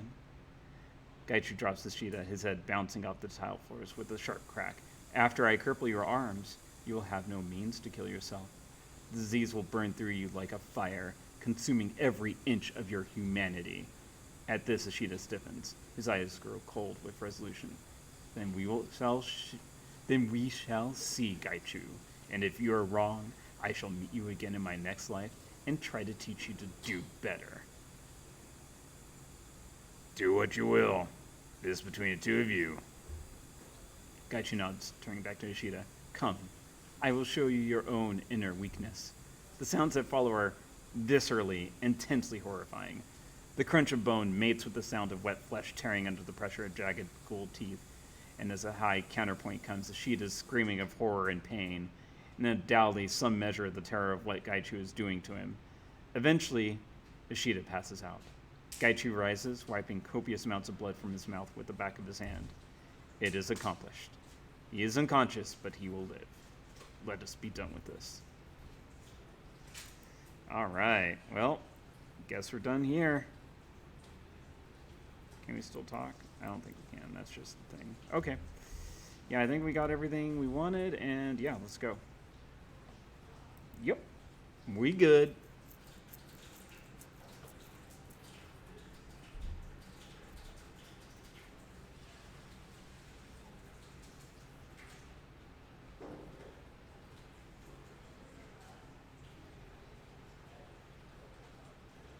And something I'm 90% sure of is, even though I'm really high in willpower and spellcasting, I think my basic ranged power bolt, is the accuracy of that is calculated by my quickness. I'm not going to up quickness just to get that up, so I think I'm just going to leave the spellcasting for my major spells, and then the sword does the rest. All right, the sun's rays paint Hong Kong's mountain in a palette of orange and gold as they speed by, outside the tree. With a final flash, the sun dips below the horizon, foretelling the inevitable descent into night. Gaichu is silent as you walk back to the MTR station. His body remains as tense as the cables on the suspension bridge, but his expression is triumphant. Ishida has been punished. All that awaits him is a slow descent into hunger and possibly madness. Okay. I want to check one quick thing and then I'm going to call it. Actually, two quick things.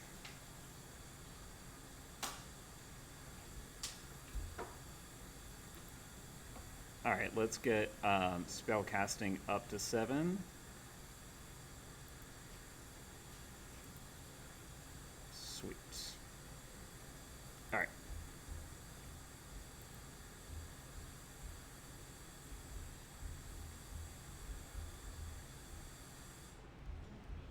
Okay, we'll talk with him next time, I think. I just wanted to see if Spider-Man has any better weapons, because I do want to try to get something a little bit better. As you approach Shen's boat, you spot a number of children peeking out from the below decks area. They're dressed in ratty clothing, stained and tattered shirts. All the same, they look well fed and healthy, albeit a bit grimy. As soon as they spot you, they disappear into the below decks. Shen nods to you before calling out into the depths of the boat. Make sure the bilge pump is reconnected after you re-oil it. I don't want to slowly sink into the bottom of the river because you decided to cut corners. There's no response from below. Shen simply chuckles, turning around to face you. They're not the most skilled assistants, but I like being able to keep them fed. What can I do for you? Here I was, thinking you were a bad monk. I am a bad monk. Sure, I meditate and say the sutras, but that whole bow of non-violence thing's the lesson I keep forgetting.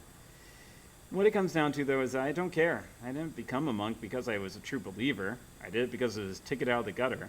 The skills I learned there I can use to improve things here. It seems awfully mercenary of you. You're at the edge of the walled city, Slane. That's the kind of hellhole that gets created when we let the Magus get their way. I've had people moralize and preach at me about being a better person. To hell with that. You know what happens to nice people who aren't rich? They get killed. They get kidnapped. They get taken advantage of and shoved in a dark hole that they can't climb out of, just because it saves a few pennies for someone who already has wealth beyond measure. So I figured the moral thing to do is to put an iron spike right in every one of those bastards' foreheads. The corporate bigwigs, the corrupt cops, the slave traders. I have the skills to protect my friends. I'm not ashamed to use them. Where'd you find the kids? I didn't. They found me. They heard about the triad monk who will feed kids in exchange for odd jobs. After meeting the rest of my crew, I think they got a little bit infatuated. They think I don't hear it when I play it being Spider Shen and White Ming, but I do. That's cute. Yeah, I think so too. That's why I look the other way. I don't want to embarrass them. Besides, it's kind of flattering that have them look up to me. My very own fan club. I remember what it was like to be those kids. Nobody cares if you live or die. So I told myself that when I started to make it, I'd get back to the community. That's how the triad started, you know? Self-protection and community service.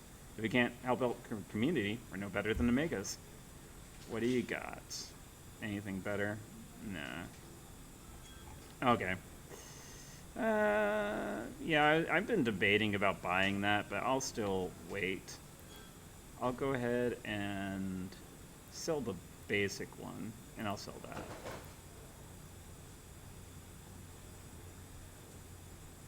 I am tempted to sell that too, but we'll see. It might be nice to have something there, at least. Okay. Alright, well, I'll go ahead and save it in front of this person, just so I know what I want to do. Also, I think actually, before I forget, well, not before I forget, I'm just going to make sure this is a bit better.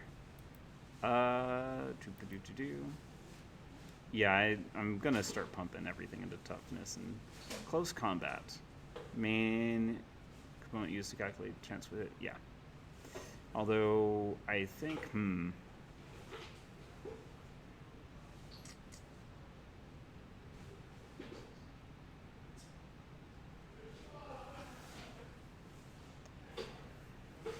that's a ways away. But I do... Yeah, I don't need the critical combat thing to be visible yet. Maybe later. Yeah, but basically I think all my money is going to be going towards buying a few more advanced spells. I have enough room for 2 more, so... Yeah, after I get paid for the job I just did, I should have enough to do it, so... Alright, let's go ahead and save it. Alright. That'll do it for tonight. I'll be back on Tuesday, but I do believe I'm going to be doing a Facebook Live video after inspections to kind of update everyone about everything, because a lot of people are asking, and we definitely want to keep you informed.